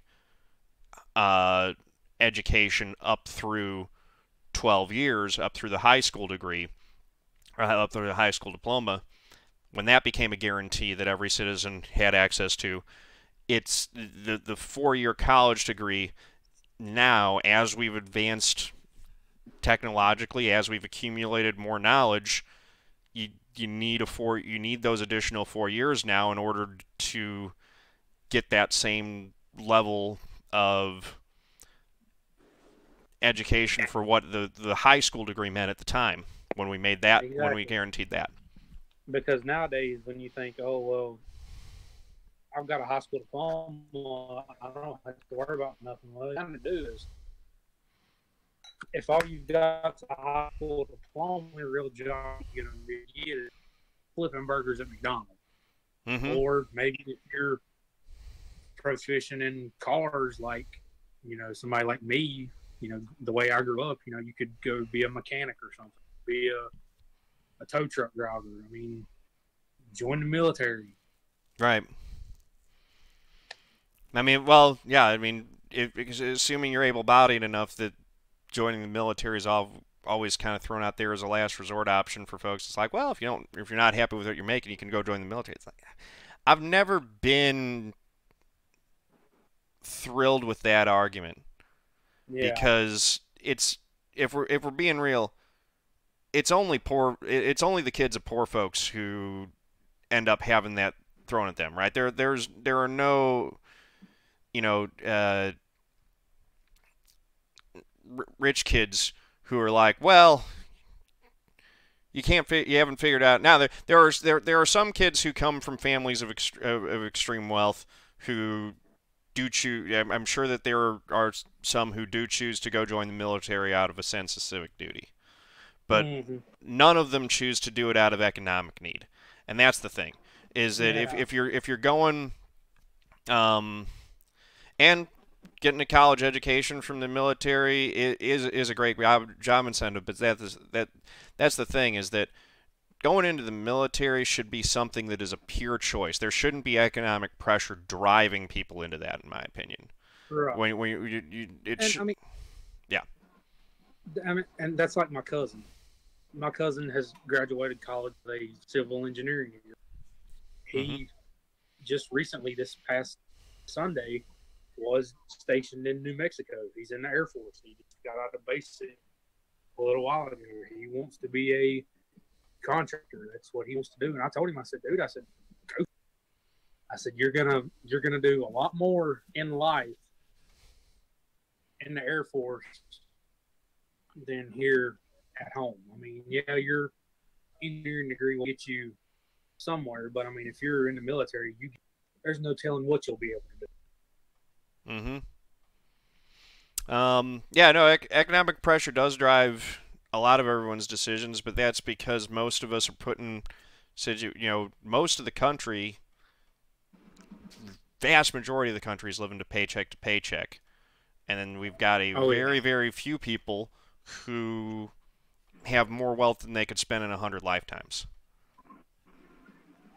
It seems to me to be out of balance.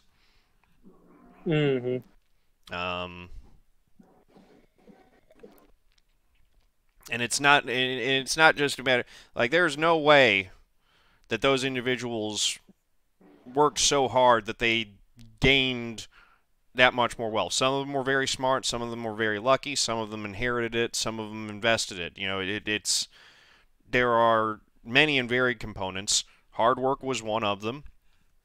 Uh, correct, uh, correct, um, making the correct decisions for the correct period of time, and having a good, like, the Howard Schultz, the guy who made his fortune off of Starbucks. Right idea, Mm-hmm. right time, well-run business, for that time period. But if you were to come in with an idea like Starbucks now, it's like there are better coffee shops than Starbucks most places now, because after Starbucks took off and became everywhere, you started seeing a lot more smaller independent coffee shops pop up in each individual city. It would be much harder, I think, now for that same kind of idea to take off and have penetration. So the Mm-hmm. timing was right. And he's got, from that one idea, more wealth than he could spend in 100 lifetimes. Did he Mm-hmm. did he earn it? Most of it? Yeah, sure, of course. A lot of it was luck too. But does that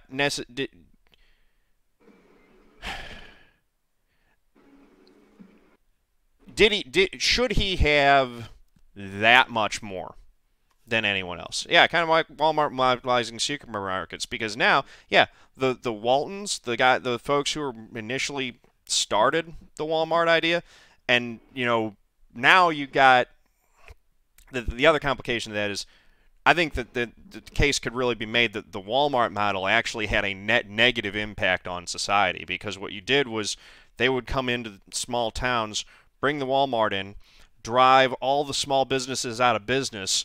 The people who Yep. owned those small businesses that were independent small business owners got driven out of business.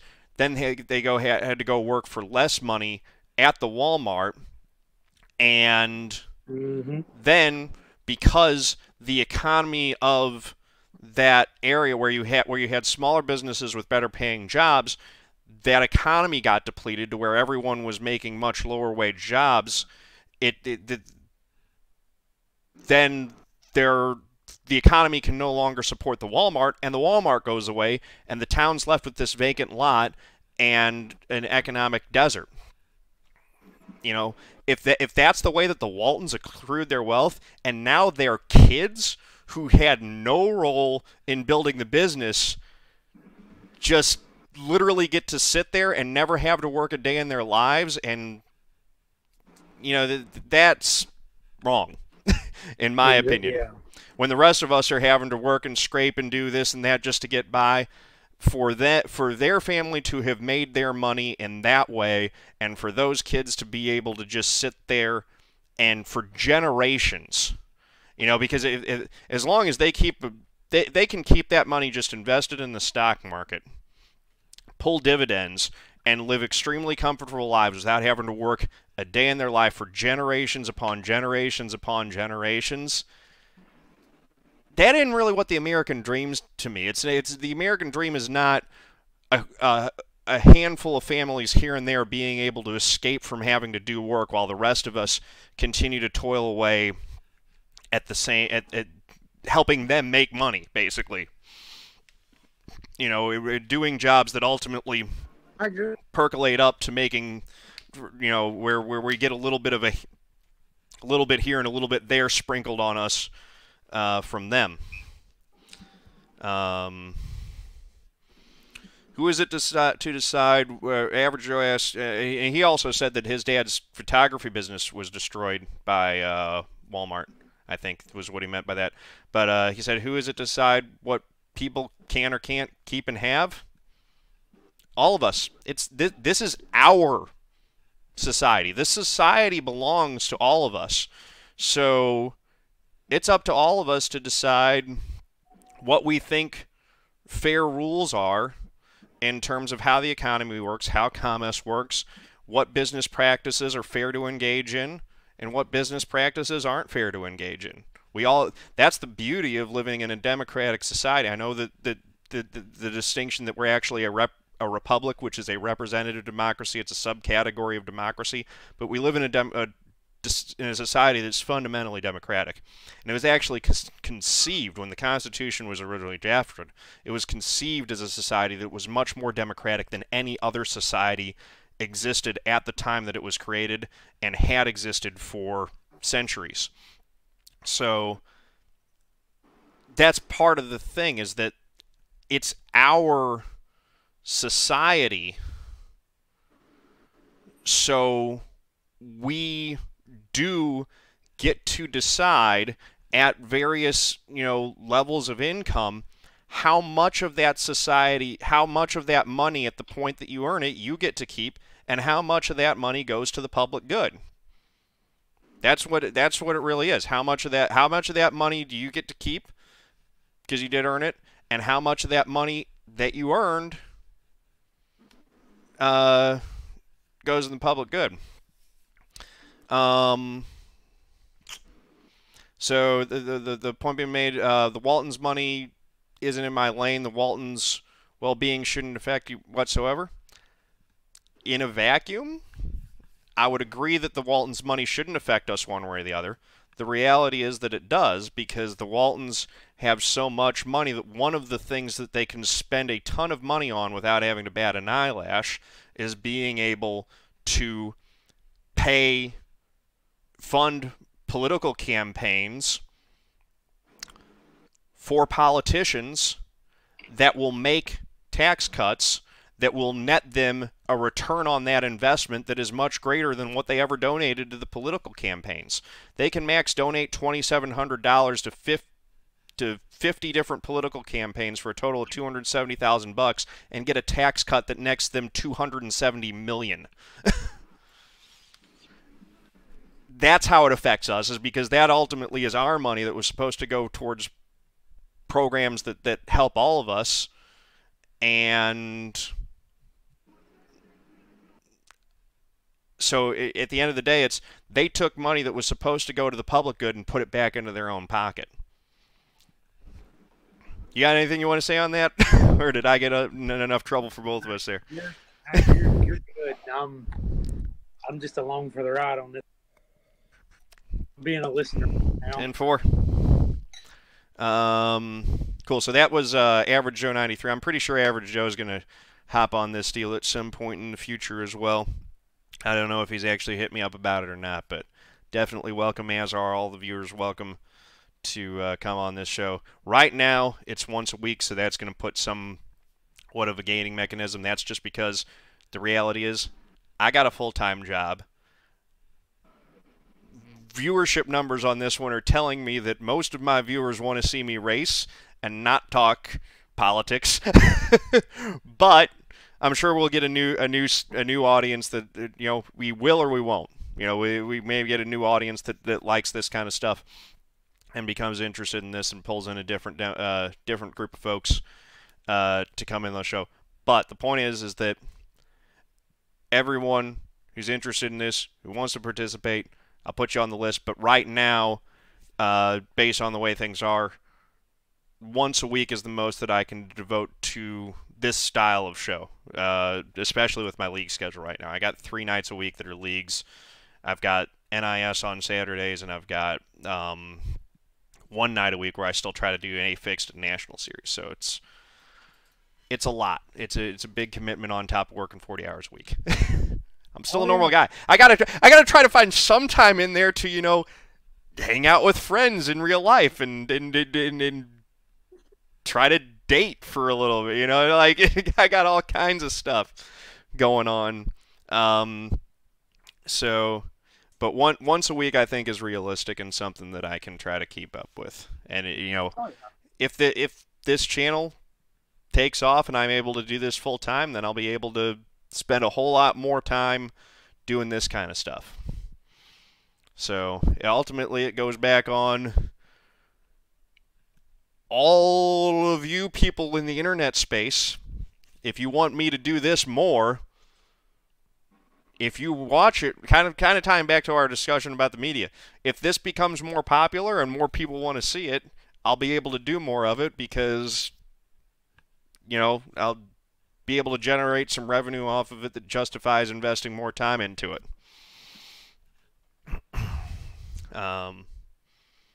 So yeah. But you gotta keep the. Uh-oh. We still. Oh, I'll still be racing some. Don't worry. I don't think that this channel. I'm not ready to hang up the driving the what do we call it? I'm not ready to hang up the sim wheel just yet. I still, you know, you kids haven't kicked me an old fart like me off the track yet. He's talking like he's old, y'all. I'm gonna be 35, man. That's old for race car driver years. You're 9 and some odd months. Yeah, see, you know what I'm talking about. Then you go on iRacing, you get these 15, 16-year-old kids knocking you around, thinking they're all hot stuff and they're going to be the next Dale Jr. I have played way too much Call of Duty for that. I worked on Call of Duty back in the day. I've had my field ball. Mm-hmm. Yeah, I was actually on the here, this is This guy talking. I think we were talking about this on Malone's channel, but I worked. I was a tester on Modern Warfare 2. I worked on that for 2 years. You mean this one? That's the first. Yeah, the middle one. Yeah, I have all three. So this is something that yeah, if you watch the credits, you'll see me in there as a tester. But what's less obscure, what you need the inside info to know, is that this one here. I don't know if you can see. I'll send this to you here so that you can see it too in the Discord. This image right here. You guys who watch my channel closely might recognize that signature John Theodore head tilt right there on the guy that's holding the handgun right here. This is me. Down on one knee on the left.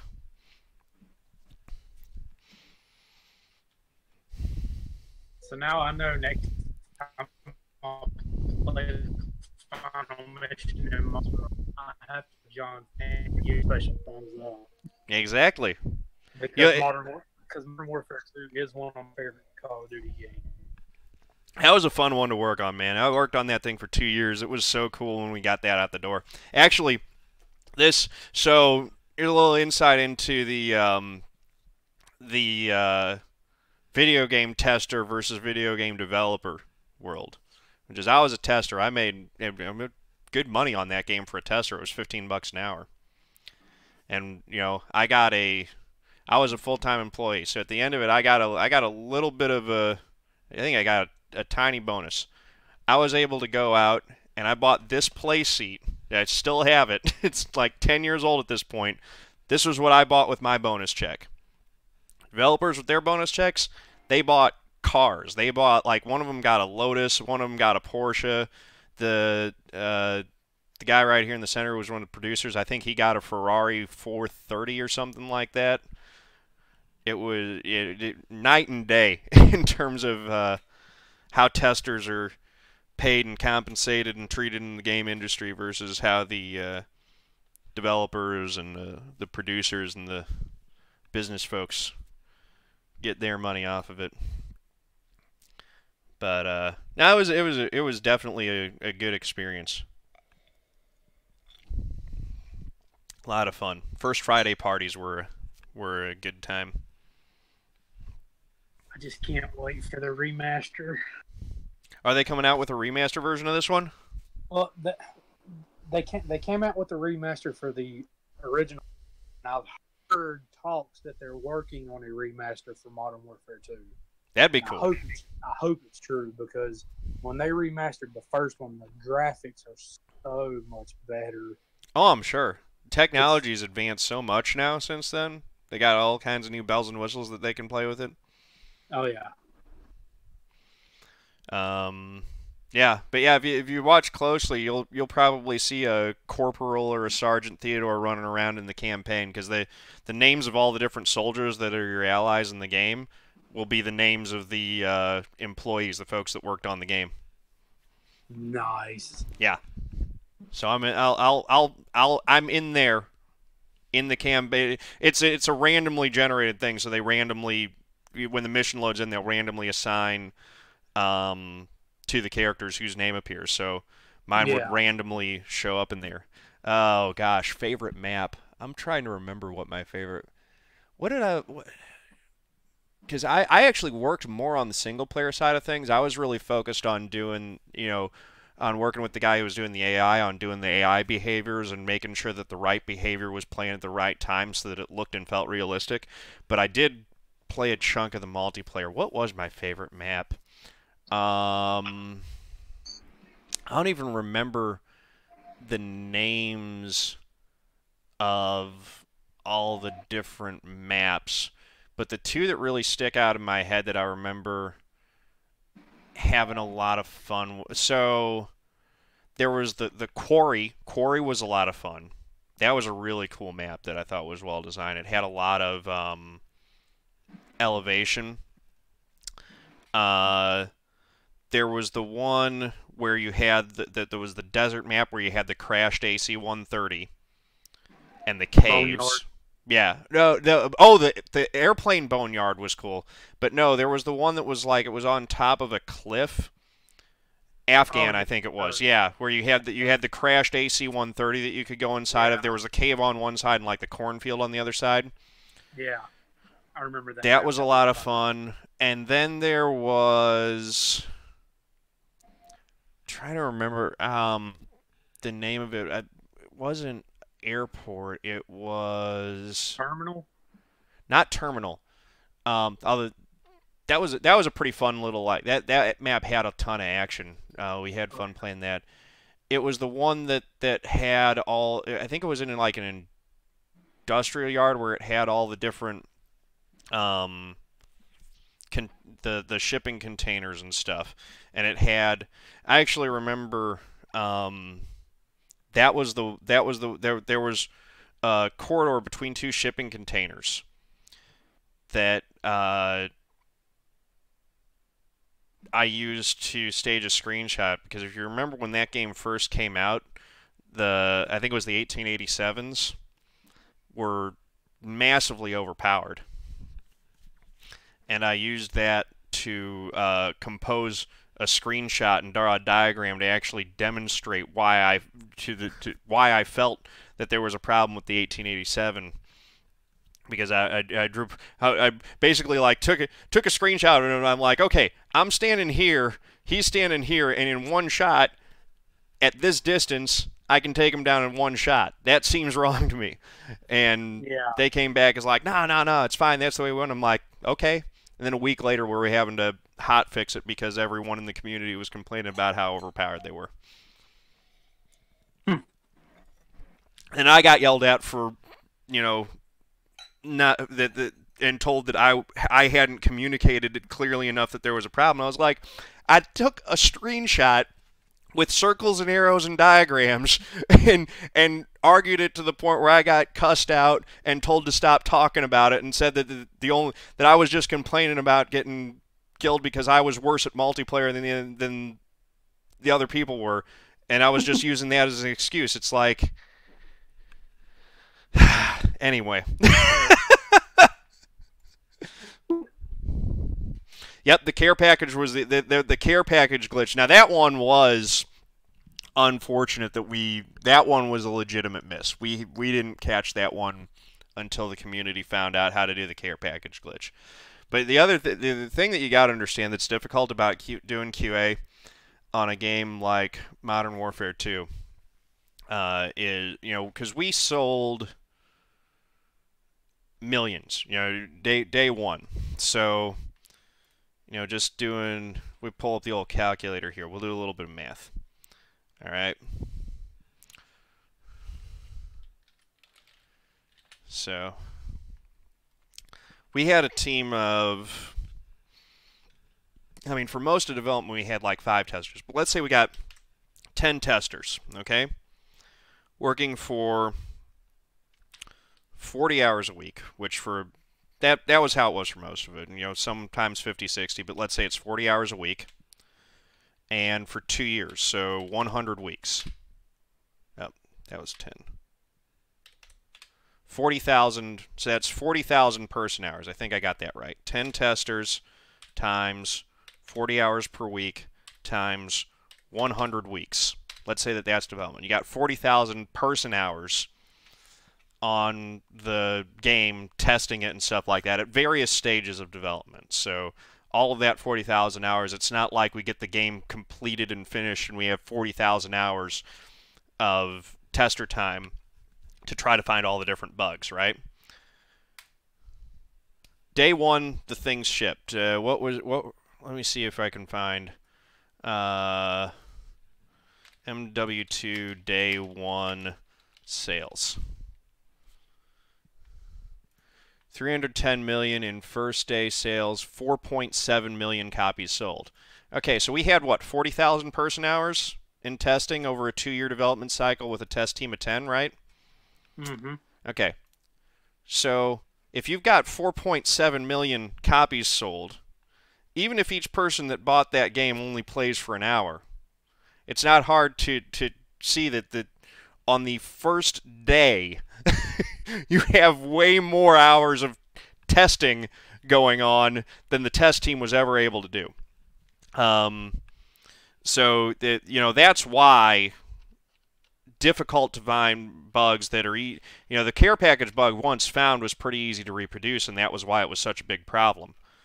But the odds of finding that through exploratory testing are extremely slim because you're going well outside the bounds of normal gameplay in order to execute. If I remember correctly, what it was you had to get a care package kill streak, which was one of like 15 different kill streaks I think that you could get or something like that, and Yeah. then you had to crouch and throw it and do a knife swipe at the ground at the same time that you were throwing it, and if you interrupted the animation at the right time, you would get the care package, and then you'd still have it in your inventory so you could throw a second one, and you would be able to roll and repeat, rinse and repeat that with it. Big That's bug. what we call today. That's what we call cheating. No, you're exploiting a glitch in the game that shouldn't exist, but it did. Uh, but again, it's like the community as a whole had millions of hours in the first day versus the 40,000 hours that we had with the game, and the care package wasn't in there for all 40,000 of those hours. So, and we're testing all kinds of different stuff. Like, understand, during development, there's some days when you get into work and the game is just broken, and you lose an entire day of testing because the build's broken entirely. Yeah. Or, that's like when that's like when Grand Theft Auto 5 online came out for it. The one big bug that everybody found was you could go buy a certain car and you could sell it like multiple times and make millions and millions upon millions of dollars, and be like such a low ranked player, and you're running around in a expensive 10-car house with the fastest 3 cars in the game, and you're still like a ranked 5 player, and there's people that are like on up in rank and they're like, man, we ain't even got that kind of money. And that was a bug they fixed pretty quickly. Right. So usually the thing is that usually the way those bugs are found is that there are definitely some players out there who are extremely good at at looking for and finding exploits, and a lot of testers are really good at that too. But there are definitely some players out there in the community who their whole thing is doing that. But the way that, from what I've seen, is the way that most bugs get found is that it'll usually happen in the course of play once by accident, and everyone will go, "Oh, that was weird." And then so usually we would do our play tests in the evenings at the end of the day. And we would have anyone who saw anything weird during the play test send an email to QA, and then the next day we would spend our time for exploratory testing, a lot of times going through those lists, trying to reproduce things that be able to manufacture with reliable steps, things that had gone weird during the previous night's play test, and try to write those and nail those down to concise and repeatable steps so that a developer over on the coding side can reproduce it at their station, try to implement a fix, follow the same steps to reproduce it, and verify that it's not happening anymore with their fix in. So that's the same thing with the care package, is that if it happens during normal gameplay and the player's like, oh, that's weird, oh, let me see if I can do that again, let me see, and would keep doing that, and eventually you hit on actual reproduction steps. And once we were able to see the videos were out online, we were able to use the video to go back, reproduce it, send reproducible steps to the developer, and be able to get a fix implemented. Once you've got video evidence of it that you can do repro from, it's pretty easy to reproduce it. But when you're trying to find that thing as a needle in a haystack, when you don't even know if there is a needle in that haystack, it's much more difficult.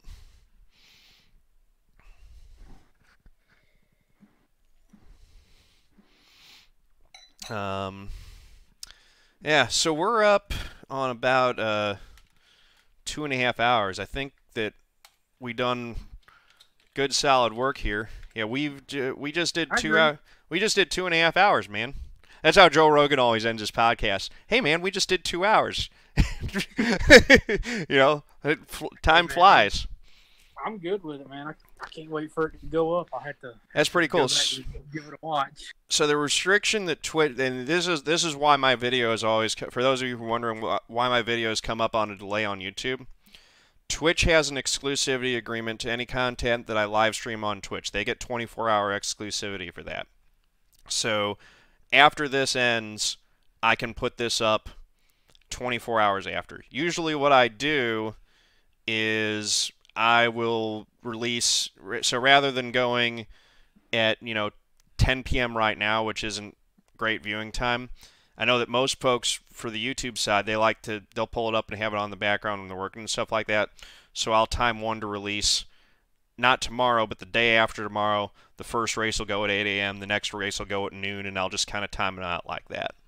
So this is recorded on March 27th, it's Wednesday, expected to be up 8 a.m. Friday morning Central Time, so 7 a.m. Eastern Time is when this will go up, and then it'll be up there. So Friday morning, you can tell your friends and everyone that your video is going to be online. Send it to them, have them check it out. We'll see what they think. Now YouTube famous. That's right. You're going to be YouTube famous. Hopefully YouTube famous, not YouTube infamous. I don't think you... I'm the one who's going to get in trouble from this one. I don't think you said anything that's going to get you too much flack. I'm sorry. I don't care. The only thing that I'm bummed about it, because you had a lot of good stuff early on, it was that the connection kept dropping in and out. So I don't know if that was a Discord thing, or if Who knows? yeah. But hopefully for future ones like this, we'll be able to get a more stable connection. If you guys, by the way, speaking of things, in the comments, or you guys want to hit me up, if you guys know of a better way of doing this, all I've done right now is I've just got my webcam here. I've got Discord down below that's literally just a free-floating window on the desktop, and then I've got my internet browser over here, so that as we're talking about different stuff, if we need to look up things or look up a video, as you saw me do a few times through this, we've got a section of the screen devoted to fact-checking or looking at media sources, stuff like that. So if anyone has suggestions or ways that we can improve this particular format, go ahead and let me know. I'm always looking for ways to improve this stuff. Firefighter, what was your name again, man? Zach. Zach. It has been, sorry about that. It has been an absolute pleasure talking with you tonight. This was a lot of fun. Yeah, We're man. definitely going to do more of these. Oh yeah, I can't wait. Yeah, and this is gonna be cool. You guys come in and watch me blabber on while I'm racing all the time. It's fun for me to be able to get to know you guys better, you folks better as well. So look for more of these in the future. I'll